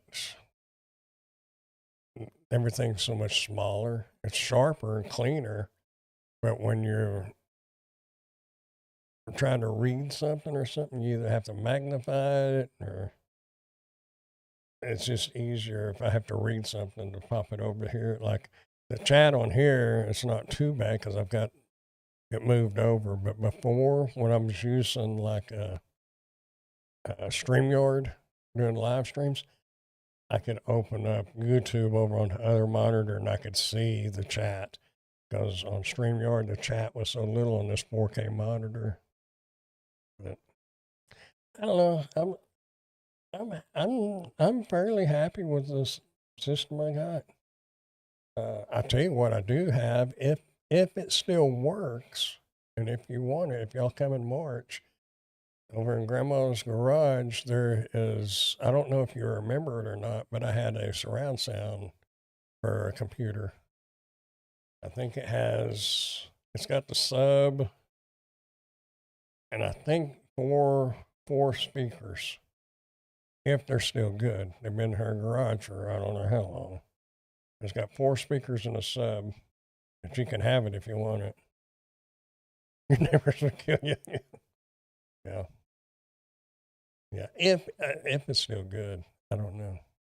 Been out there. It hadn't been wet or nothing, but you know how hot and cold it gets. I wouldn't use nothing like that anymore. I don't do the gaming and but like I said, that little flying game's kind of fun. I just forget which buttons on your keyboard to use, because you, you got afterburners and brakes and all that. Usually I'm like the last on there's what, I think 5 on your team, 5 or 6, and I'm usually the last one. Every once in a while I get like, I wish so. Sounds fun. Well, you can take it and try it. I listen to a lot of music while gaming, but I usually just have it off my phone. Uh, I think. Well, you can take them and try them. And then if they're too loud, throw them in the trash. If they don't work, throw them in the trash. If y'all have room, I don't know. They're yours if you want them. I probably got them. Well, we probably got them at Fry's. To be honest with you, I really don't remember. I've had them a long time.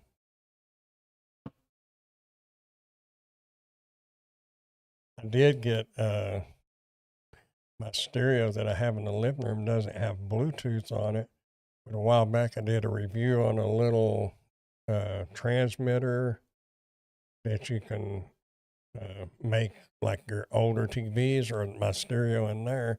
You can make it Bluetooth because it just connects to your computer or your TV, which I do use that because I bought the USB-C to the 3.5 millimeter adapter where I could plug this into that. But if I have this in there hooked up to the stereo, I can't have it in here. So if the phone rings, I have to stop and go in there and get the phone. Now I can just Bluetooth it. That's a cool little device. I don't think they're but about $29 though, so that's pretty cool. Okay, thanks. Oh man, missed that place. Surprising. They're not even in business no more.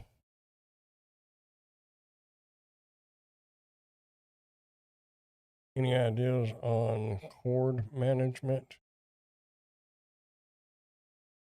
Like for all your USB cords and all that?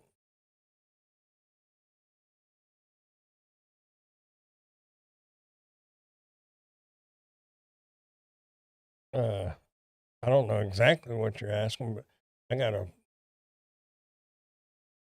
probably in the closet, bunch of little clips that's got like 3M tape on it, and they're almost like the Christmas light hangers you put on the outside, but they hook onto the bottom of your desk and you put all your cords through them. It hangs them. Dash cams come with those too. Cord keepers.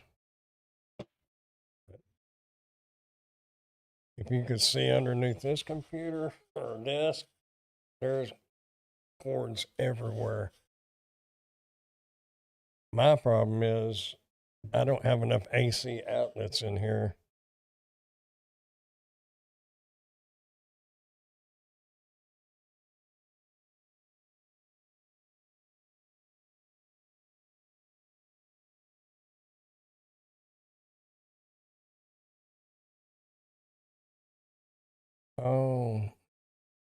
Oh, well, the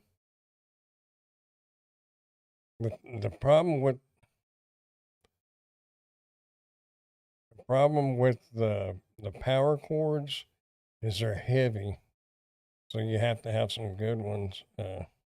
Yours, I don't know. We're running a pretty close race.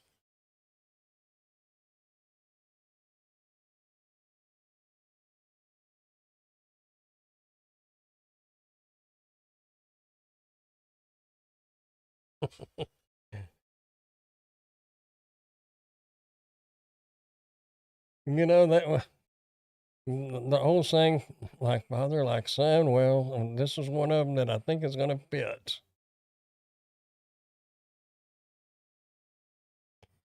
And if grandma's watching, the top one is one Caleb just sent, and the bottom one is mine. That's pretty close.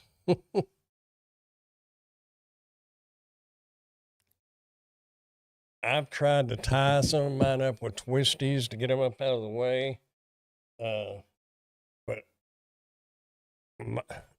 my computer or my monitors are right here, but my computer is 5 foot over there.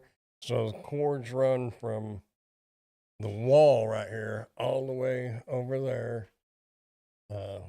I've got USB hubs. Okay, it's a mess. But like I have no idea what to do. Twist ties, zip ties. The zip ties is probably the best bet. Or if you have long twisties, that will help. If you look at the picture I sent you, you can see that I have some of them with twist ties on them. And hold on a minute.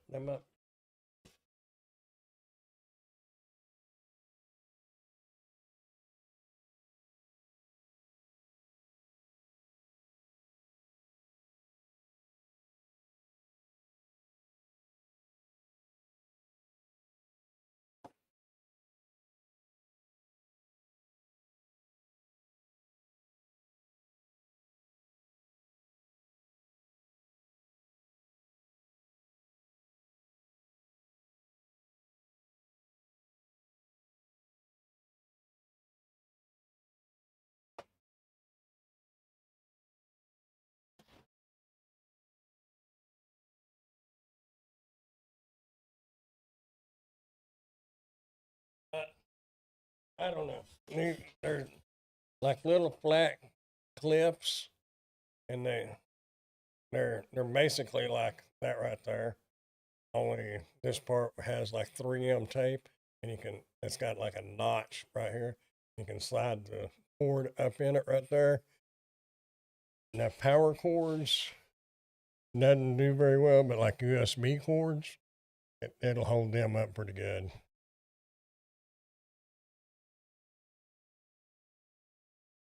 Yeah, your mess looks a lot like mine.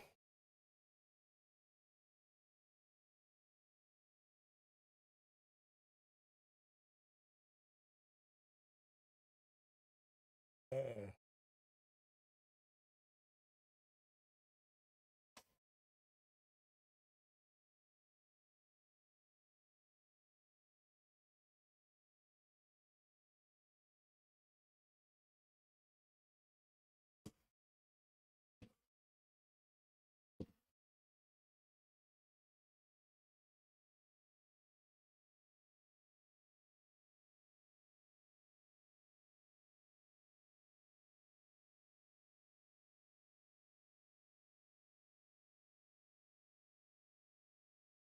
oh, wow, that brought that up.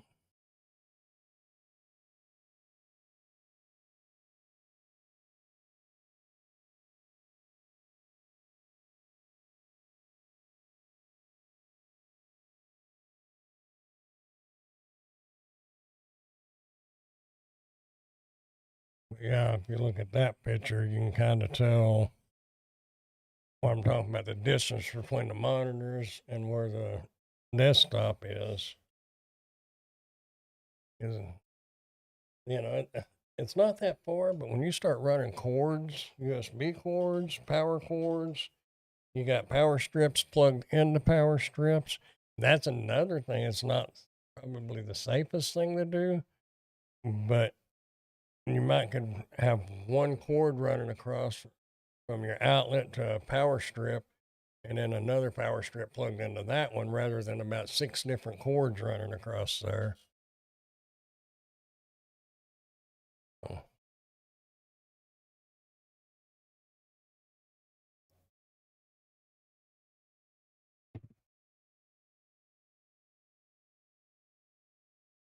Hello, T. Ron. Happy New Year.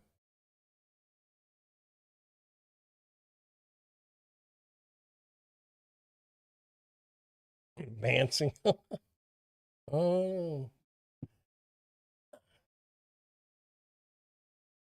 the thing is, like the desk that you see, the monitor on the right, the shelf that you can't really tell, but there's a lot. You can kind of tell there's a lot there, but that little shelf that mounts on your desk, all that was review items. The chair that I'm sitting in was a review item. Actually, the lamp is a review item. So I guess there's advantage in doing reviews. Not, like high-end stuff, but it does the job. We're talking, T-Ron was talking about, my son's on here. He's talking about cable management, and let's see. Here's his. And what's funny is there's mine.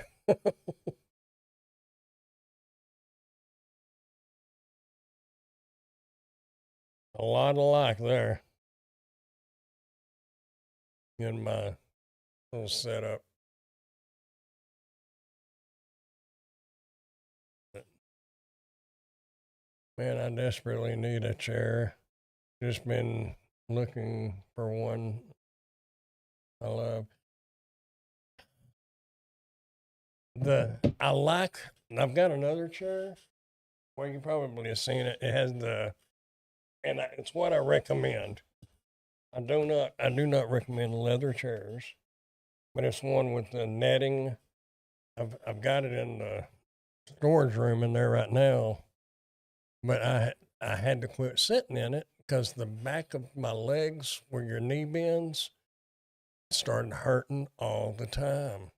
When I go to bed, it was like having cramps, and I did a review on some casters because it wouldn't roll around in the floor very good at all. So when I got a chance to do a review on some casters, I said, yeah, I'll do it. The problem is the casters are so tall, it makes the chair too tall. So then now it kills the back of my knees. And yeah, I don't like the leather. It gets hot, but I can't sit in the other chair. So I don't know. I'm hoping to get another chance to do another review on one like that that's maybe better. Kason was talking about needing a chair, and I told Amber, I said, if y'all want that chair, just get it. I doubt she ever comes and gets it, but this is a nice chair, and to wind up putting a cushion on it,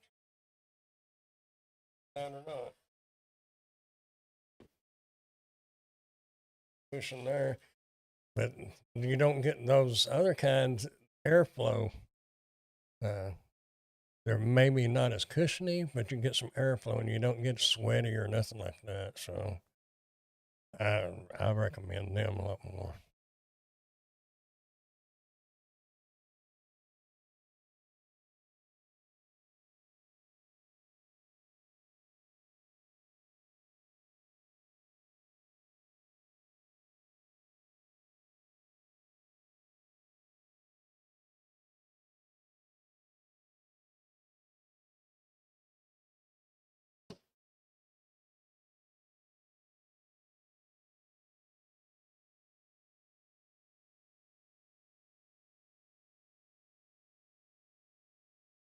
Big difference. But see, it's probably 3 inches taller than the one I'm in now, and it's sitting down all the way. I really like mine. It's so comfortable, but it's falling apart. This is this one's been a pretty good one. Other than it, just the casters on it wouldn't roll. Then when I get this carpet in here, it sure wouldn't roll. You'd have to fight to move back.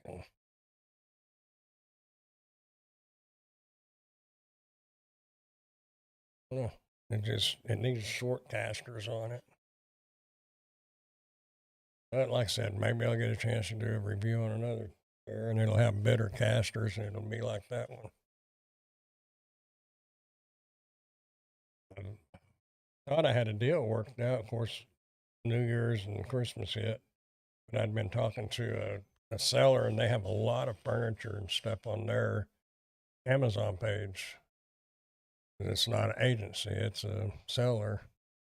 And they have shelving, um, chairs, recliners, different things like that. So I'm hoping to maybe work something out with them, because I've done product reviews on their stuff, but it's been through an agency. Now I'll be working directly with the seller and bypassing the agency. That's what I'm working off for this year, to get away from all those agencies that don't want to pay you nothing to do the review and want to send you some subpar merchandise. And I kind of want to get into a little bit higher end stuff. So, if it all works out.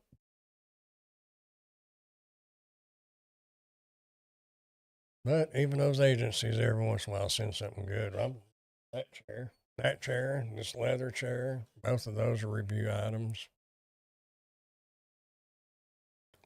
They need to send me a Canon M50 or something like that to do a review on. Canon could send me a camera. I don't see that happening, but it would be cool. I really don't know enough about cameras, though, to feel comfortable about doing a review on one. It's kind of like a computer. I can do the basics on what I need to do, but it does so much more, just like a computer. Computers do quadruple what I ever use them for. Most all of this is China. Pretty much everything's China. Every once in a while I get something Korean, and I've gotten a couple of things from Germany. But 98% everything I guess China.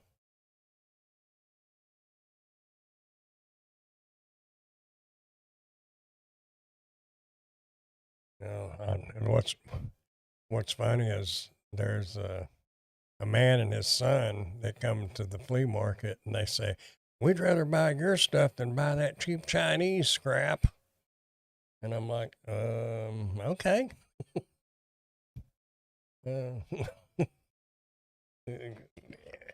Pretty much everything you buy is Chinese. Wonder where people think Samsung smartphones are from. Actually, I think they're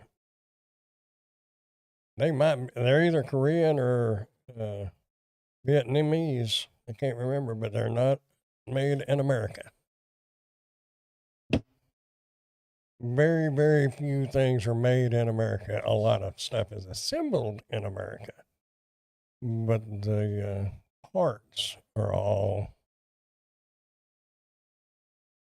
Yeah, I watched a video several months ago. Might have been the end of last year. A guy, he was a YouTuber, a big YouTuber, and he got invited to go to some of the factories for e-bikes and electric scooters and stuff like that. And the factories that he videoed, a lot of them are wearing white gloves and working, and everything is calibrated by computers. They have a lot higher standards than a lot of the American factories do, and they're set up to do it in bulk. And that's how they save the money. And one of the factories they went to, he had to blur out a bunch of the electric scooters because they didn't want the Americans to know that those scooters is actually made there. So they were a high end brand, but they had to blur it out because they didn't want it publicized. But they're all made in the same factory. Probably a little bit different standards, but some of the Chinese stuff is junk. You know, there's no question in that, but a lot of it is good stuff. It's just USA cannot compete. not, and a lot of people probably get mad if they hear me say that, but it's a fact. USA factories cannot compete with the Chinese factories. They're just, in a few years, if they really got busy, they could, absolutely. But they've got too laxed. Plus, Chinese, you can pay them $10 an hour, and most factory workers ain't going to work here for less than 25 an hour. And there's another problem. Actually, they may work for less than that. The girl that I want, my little China doll girl, she's 20 or 21. She said, because I was talking about this before she quit working. I guess she quit. I haven't heard from her. Anyway, they was paying me $20 to do a video. Then they dropped it to 10. And she said that her daily earnings are equivalent, or like $8 a day is what she makes. $8 to $10 a day is all she makes. She said, but it pays for my food and pays what she still lives at home. So, her parents are paying the bills. But I'm like, how can you live on that? But then which the food was gross looking, you can imagine. But she sent me the pictures and the prices and when you do the exchange rate and all that, it was cheap. Like, say, McDonald's, they have McDonald's there in China. Like a McDouble is what, about $2.50, $3 now here. They're like 75 cents in China. They don't make near as much, but they also it don't cost as much. And they have the medical and all that. And I used to, growing up, we was always talking about all the Chinese sweat factories and all that. Man, them people's got more holidays than the USA ever thought about having. They have one for the Dragon Festival. That's about a week long. They're all off work. A couple of months are off for another week. A couple of months are off for 2 weeks. Wow. Crazy. And I'm sure there are some places that are probably bad, but I wouldn't mind going to China and checking it out. Yeah, I don't want to live there, but I'd like to visit, like, China, places like that. Just, I don't know if I would eat very well though, because you know how picky I am. I just, But she did say that something that was kind of funny one time. She was showing me something, and a lot of their food is called like lactose. And I'm like, I thought lactose was like the fat in the milk or something. And it has a whole different meaning. And like pig belly, and things like that. The same thing we eat. We just don't call it exactly what it is. We sugarcoat it and rename it something else, but it's the same thing. But she said what was funny is she said one time, she goes, that she don't eat none of that raw stuff. She goes, that's Japanese. The Japanese are the ones that eats the raw stuff. Because they like it fried and cooked and stuff like that. But some of their stuff, it just looks gross. But they're stricter on their food colorings too, where we're not used to that. We're used to, the meat looks red. I don't know. Just different. She would send me pictures of their food and stuff. I don't know what happened to her. I don't know if she quit or what. Nice little girl. I told her one time, I said, my grandson's almost as old as you are. Talking about Aiden. Yeah, he's 17 now. Anyway, I think it'd be kind of neat to visit over there. It kind of surprised me they had McDonald's, though.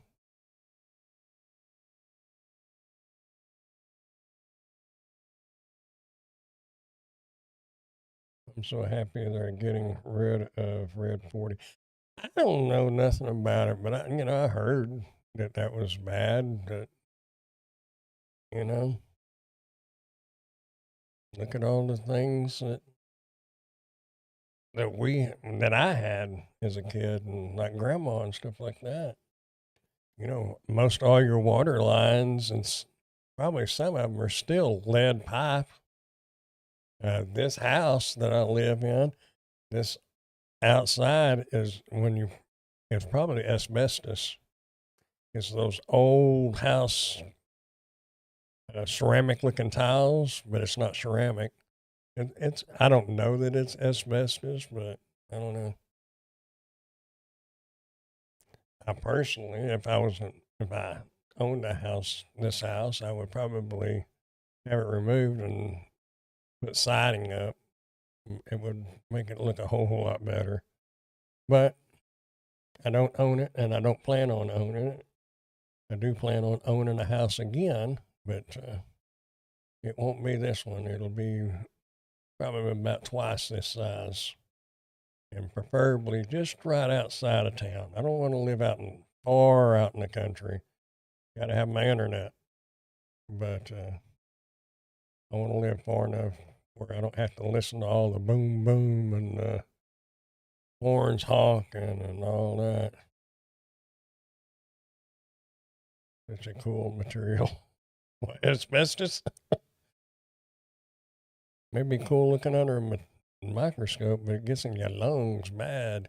This wouldn't, but if you went to tearing it apart, it would.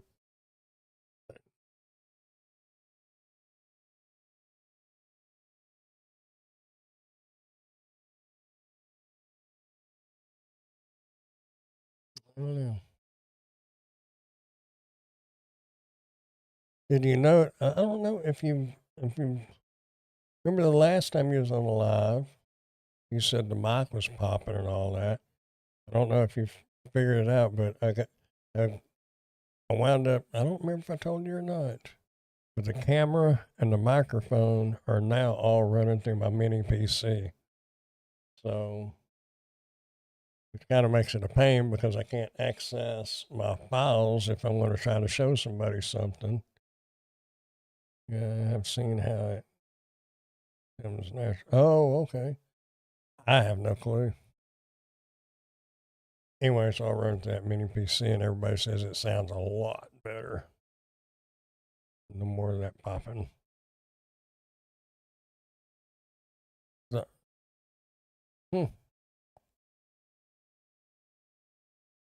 like I thought it was, man. I thought it. I don't have a clue.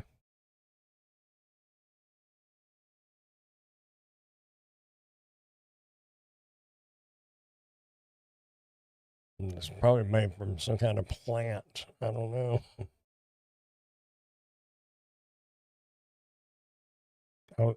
D-Ron's still here. I didn't know if you're still here or not, D-Ron. Yeah, running it through that mini PC, it's because I wouldn't get a clean audio, a clean signal through my desktop computer. But someday I'll have another computer. But for what I do, this setup will work. Eventually, I'll have another desktop. I may just wind up keeping the case is fine, but I could just replace the motherboard, and of course, then you're going to have to replace the power supply and all that. I don't know. Might be easier just have. I'm probably going to get one built, unless I take this one in and have them use this case and build me one from this case. I don't know. Someday. Too many other things out. Well, my camera went up. My camera moves, my security camera. It sometimes will be facing down, like towards my car in the driveway, and then it just moves up and goes, looks at the top of the carport. I don't know. It doesn't work like it's supposed to work. But I did. Actually, I have a security camera in there I've got to review. It's supposed to be, it takes a battery. You don't have a solar panel and it don't hook up to nothing. You just charge it like a doorbell camera. It's got a magnetic base on it, so technically you could put it on the metal carport. I could put it on the metal carport legs. I should. What is today? Thursday? It'll be next week before I get to it. And I've got 2 recliners in there. I've got one of them sofa chairs, I think they call it. Got one of those in there to review. A cuckoo clock. And then the little circuit tester. I got to get busy.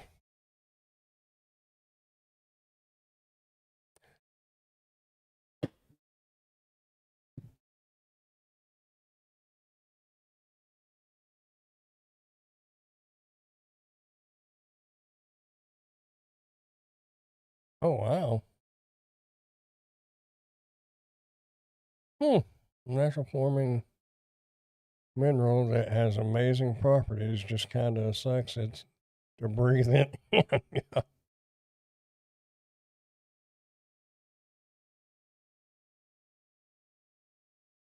Does it, I wonder, is it underground? That looks like something that would be like in a cave. What we're talking about, T-Ron, if you're still here. It's what asbestos is made out of.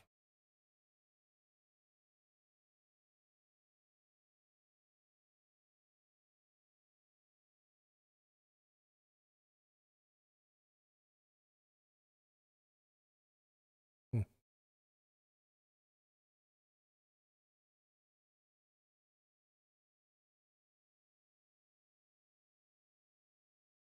Pretty wild.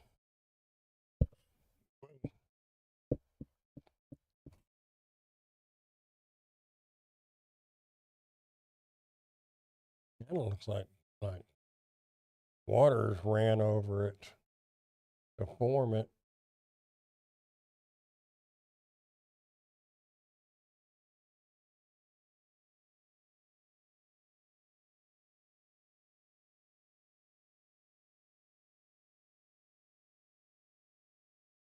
Yeah.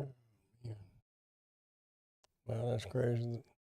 They use that a lot back in the day, older houses. Yeah, I had a cousin that actually, when he got back from Vietnam, I guess it was when he might have worked somewhere else after that, but he started up a asbestos removal company in the Dallas area. Made lots and lots and lots of money. Of course, they had to have the suits and the showers. You had to walk through the shower and be showered off. Chemical exposure, I guess. But me and Cobb, I said this old house that I have here, it's got those old shingle tile looking things. I said, those are probably asbestos, which, unless you start to break it, it's probably fine. But I don't know if I, when I was younger, a lot of the houses were still made like this, but most of all that stuff's been removed by the mid 70s, late 70s. But, the little town I live in, some of these houses, like this house was built in 36. So You can you can put a screw through it. It doesn't shatter. I mounted a water hose that those self-reeling kind of water hose holders. I mounted one on the back wall back in the backyard and put a big old lag bolt in there, and I figured that tile would just shatter. It didn't. It went right through it, and then of course it hit the wood on the backside. I probably breathed in a little asbestos when I was doing that. I wasn't that close to it, but anyway.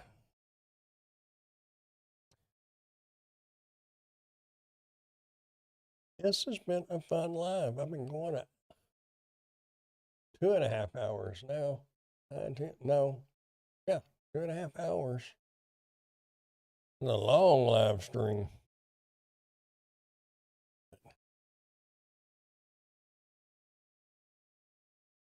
T-Ron, if you're doing any kind of taxes, I've got a series of videos that I'm kind of came up with. It's actually like a Word document, but it's got voice text to speech, and they're broken down into like 4 minute sections. But there's 10 videos in all, technically 11, but one of them's kind of an introduction. And those will be coming out starting Monday. Good, you should be live longer. 45 minutes is like. I went live at 9 o'clock, but you were an hour ahead, so it was that you came on at 10 o'clock. I'd already been going an hour when you came on. There are some people that run their lives all night long.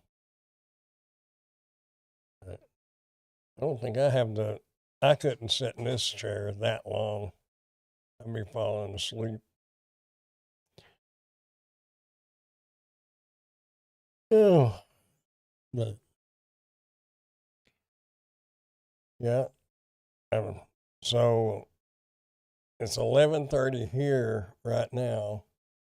So is it showing 10:30 there, Caleb?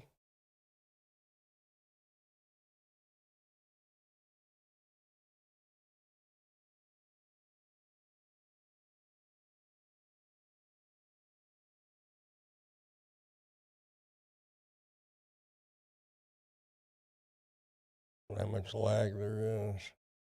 I say 3 hours is pretty good. I'm not you. Who wants to sit there and listen to me rattle it? And it's not bad. 12:30 Michigan. You could even start playing some chess or solitaire on the side for entertainment. We could play Metal Storm. I wonder how that would work. I don't know if it'll open up on that monitor. Update available. Man, I ain't got time for that.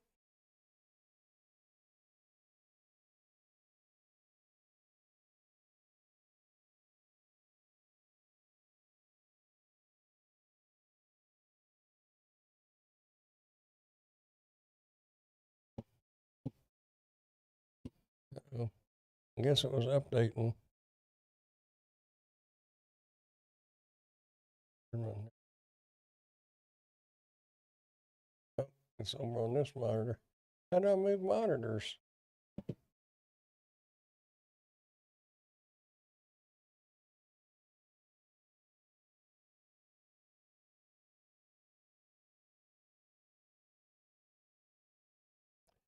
Here online.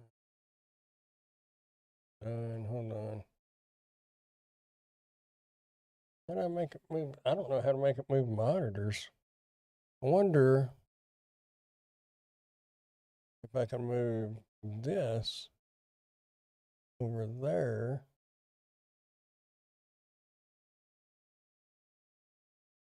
No. No, that would not work. All the cool kids are doing it.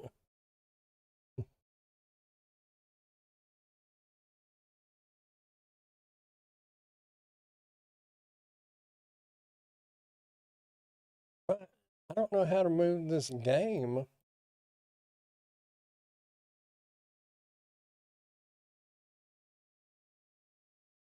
Oh, crates remaining. Okay, reveal all. Blah, blah, blah.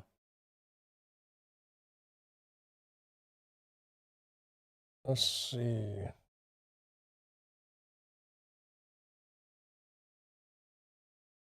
Well, that would be freaky.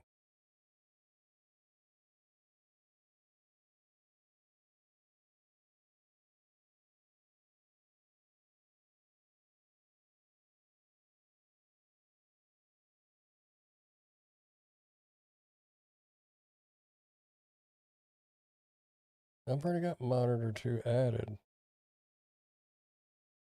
I don't know how to move this screen. I don't know how to move it.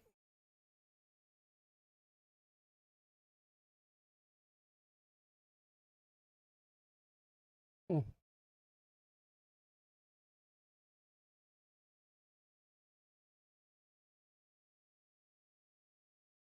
You can't minimize it or nothing.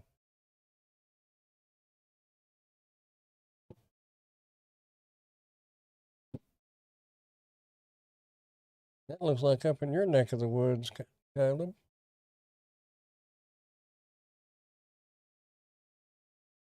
I don't even know where I'm at. I'm going to quit this because I can't move it over there.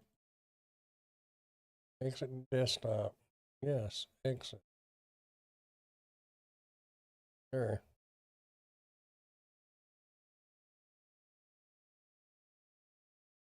It'll open up over there. But when I go to open the game, it opens on my primary monitor. It would be the same thing as having 2 windows open on the half screen.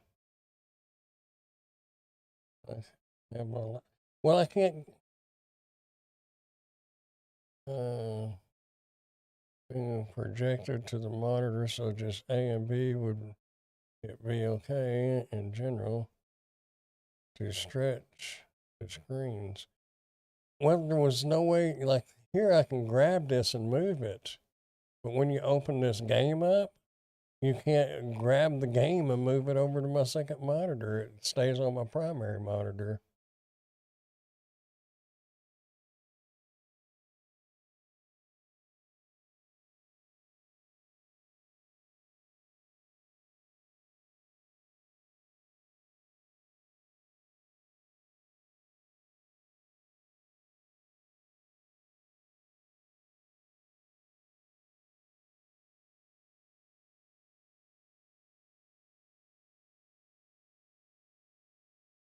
These are numbered.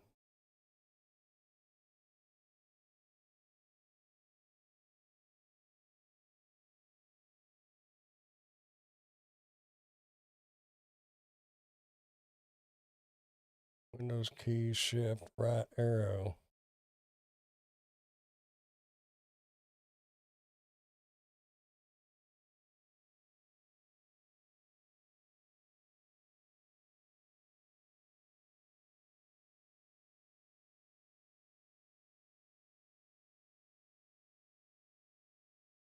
Hmm.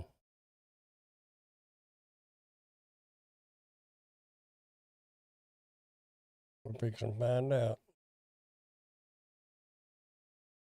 It says Windows key, shift, arrow. Look at that.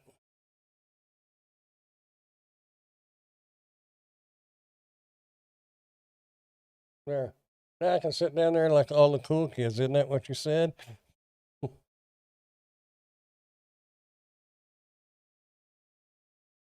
So I'm going to play the same game and have 2 open. Would it be the same to have it stretched and pull 1 game over to have the. Well, I couldn't move it. Oh, okay. Your mirror, yeah. You could mirror it instead of 2 separate ones. But ChatGPT told me how to do it. But see, I can't remember how to do some of this.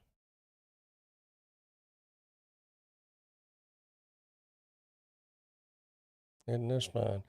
I'm a teenage gamer. I'm a young gamer. I won't say teenage because there's a lot of people that's older that plays these. You're one of the cool kids for sure now. See, I'm down here in the bottom. See me? Hi, y'all. But I think, let's see, is W the afterburner? Yep. Oh, wow, I've never.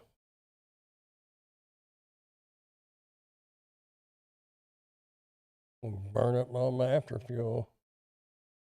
Go down for a closer look.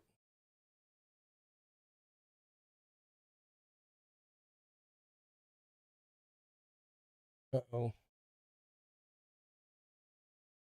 One of these. There we go. Oh, I still got blowed away. I think like one of them throws the flares, but I don't. That one? Yeah, there was a flares. Of course, I just wasted some of them. Whoa, these people ain't playing around. They be serious now. I have never seen this map. I don't know where I'm at. It's like a carnival.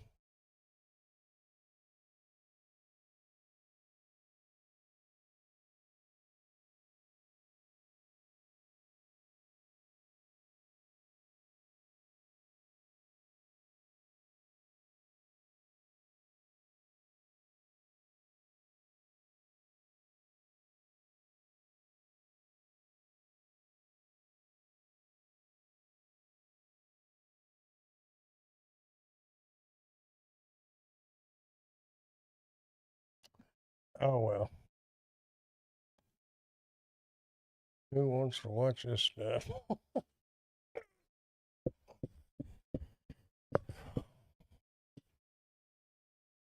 Former YouTube Amazon influencer started playing games and forgot about doing reviews.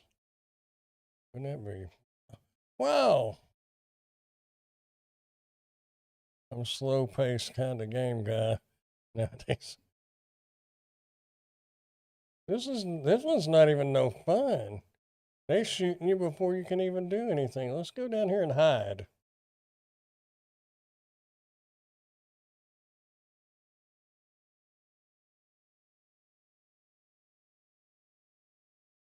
Make them come get me. Oh, there's a train track.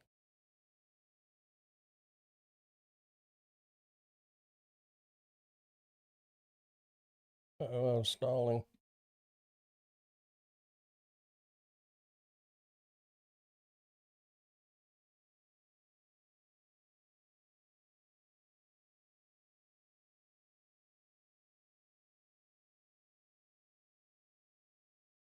He shot at me, I shot at him, but I think he got me first.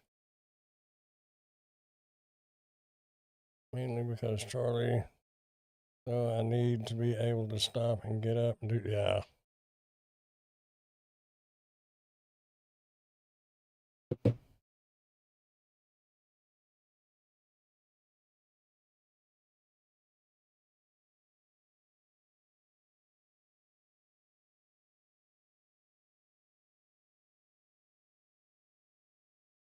Oh, well, heck with this. How'd I escape? Oh,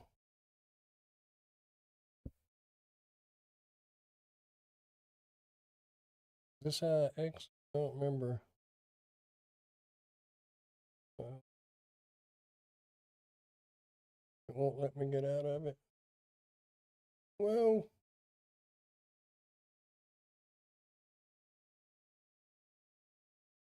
Oh, well. I mean, man, I was hoping this would be over, but I don't see an escape or a quit. This is the first for me on a live stream. I never thought about doing this. I've never, these people are serious here. The other screen, the other maps and stuff, people are not, they're not this good. Because usually you can fly and you can shoot some of them down before you get shot down.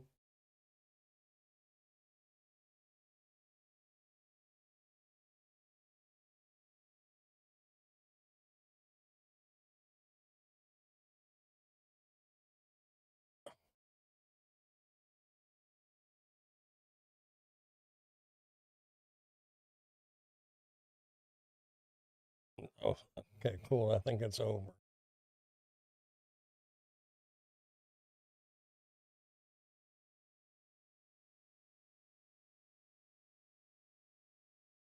Okay. Click to continue.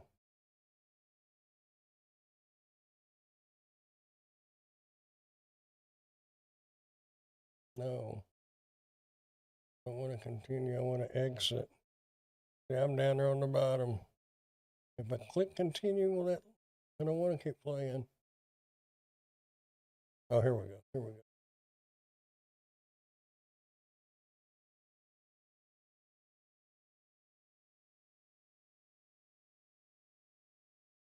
And this is running off that mini PC and running OBS. And what I got, 1, 2, 3, 4 tabs open up here in the browser. So yeah, the mini PC. Oh, that would be a good. If I was trying to sell these on Amazon, I could get on there and demonstrate it live. Say it will run the game, it will run the live stream, it will run your microphone, your camera, all at the same time. All for 20 low payments of $19.95 for the next 50 years. No, actually, that mini PC is not, but I think it's around 300, 350. But now, where am I? Here I am. Well, that was the first. You saw it live right here.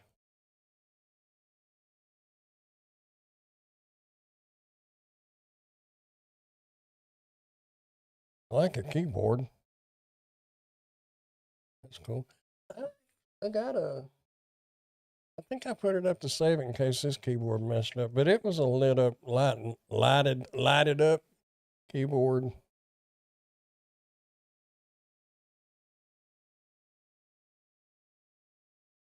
I'm sold. Yeah, it's actually a pretty good. I don't remember. Go look. I'm curious now. I wonder if we can find it.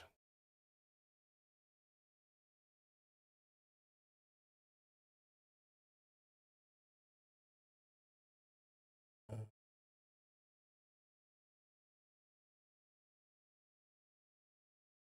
wonder if we can find it this way.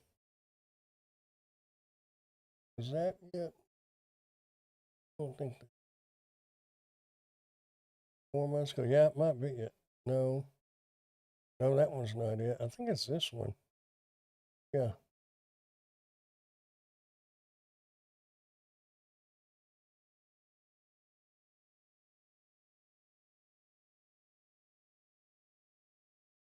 $339.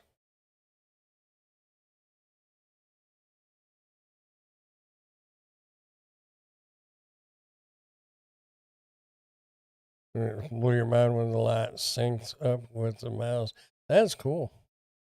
And I realize there's the same RAN and kind of like go together.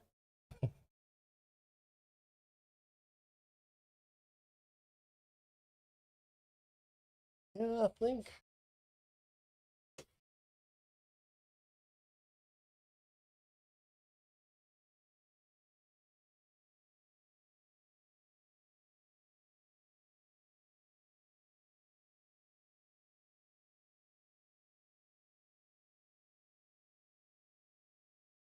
Well, it doesn't look like this one lights up the same way.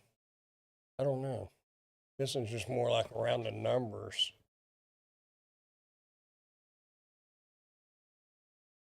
If you can tell. Yeah, yours looks a lot cooler than this one. Hey, does this one? Yeah, it came with a mouse too.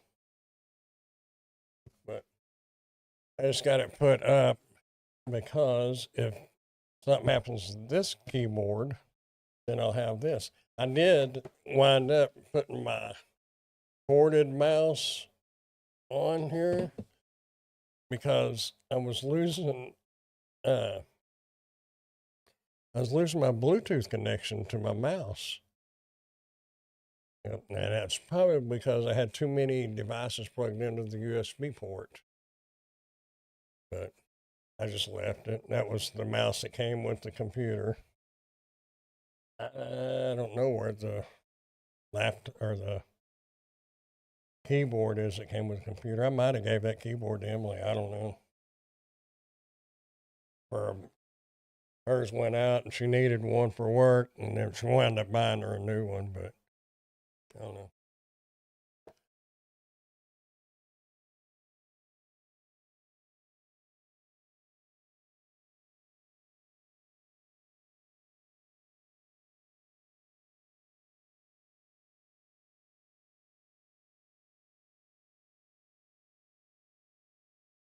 It is kind of nice, though, to have extra stuff like that sitting around in case you need it. But, it's my livelihood now. If my computer goes down, that's why I kept the mini PC. If my computer goes down, keyboard quits, I'm out of work until I get it replaced or fixed or whatever. So it's nice to have a backup. Now you can just switch over and keep on working.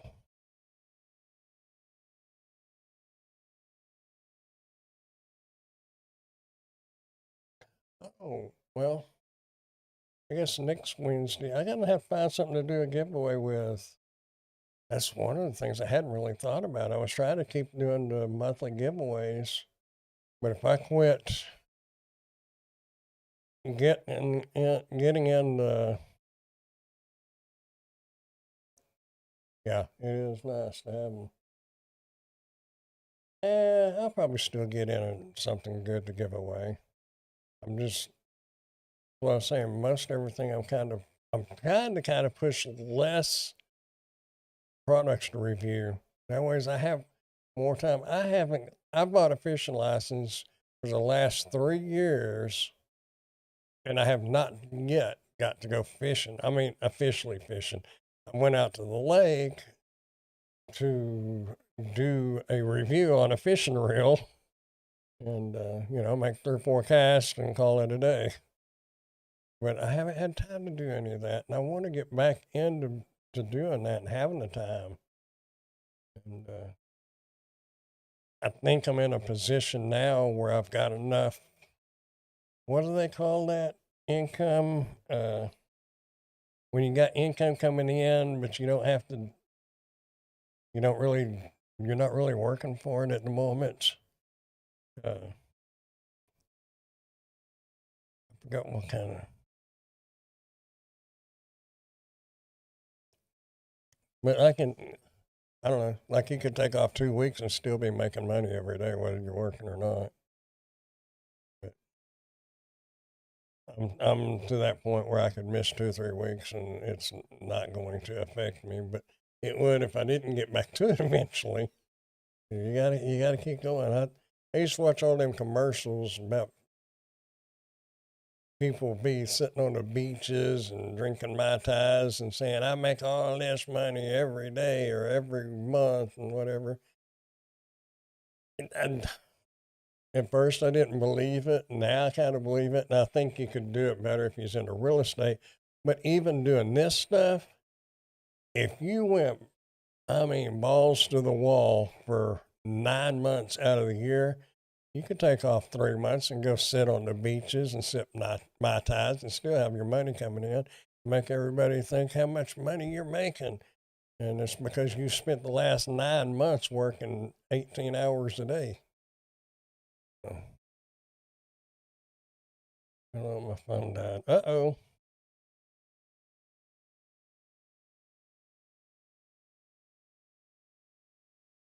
I've got a charger over there. I don't even know what my phone's sitting at. 58%. Used to it would have been dead by now, but I don't use it that much. I do need to go finish that video though, editing it. So I guess it's almost 12. I guess I need to get off here and actually do some work. Actually need to go take 3 Advil. My leg is killing me. Anyway, it's been fun hanging out with y'all, and especially you, Caleb. I've really enjoyed it. Good luck on the cable management. You seen what it looks like under my desk? Zip ties and those little clips is my only suggestion. Maybe put a power strip into a power strip so you don't have 4 cords running across. You just got one. I don't know. It's crazy. Just, it worries me because this house is so old. I don't know. I know I had a heater under my desk, and I did a review on that heater a while back, and I kept that one going. That one's cool. I can turn that one on whether I'm at home or not. It has an app with it. But if I turned the heater on under my desk and that heater on at the same time, it threw a breaker. So can't do that. I put away the little heater I had under here, and I sure miss it. But I'm a wimp. I get cold easy. But anyway, thank y'all for being here, and hopefully I'll be back on here next week. Okie dokie. You too. Good night. I love you. Love you too, Caleb. And I'm still hoping that y'all can make it. Grandma really is. I mean, I really am too, but Grandma, we miss y'all. So if y'all can, sure love to have you. If y'all didn't want to stay over, I don't have a bed per se, but I got a queen size air mattress that, not the one that's on the ground, but it's like up off the ground. It's not bad. And 2 recliners. May have a couch by then. Who knows? Don't tell it about me. Anyway, y'all, I'm going to get off here and go get some more tea and take 3 ibuprofens and finish editing that vacuum cleaner. So y'all have a great night, and I will see y'all. Let's see, how was I going to do this? Let's see. I think I got to hit end broadcast and then stop streaming. I got to do it with my left hand. Wait. Yeah. Okay. I'm going to try to become a professional, y'all, because I'm going to do this number, But I got to get the timing down just right. Let's try this. So if it doesn't work, if I hang up quicker than what I think, y'all have a good night, and thanks for being here.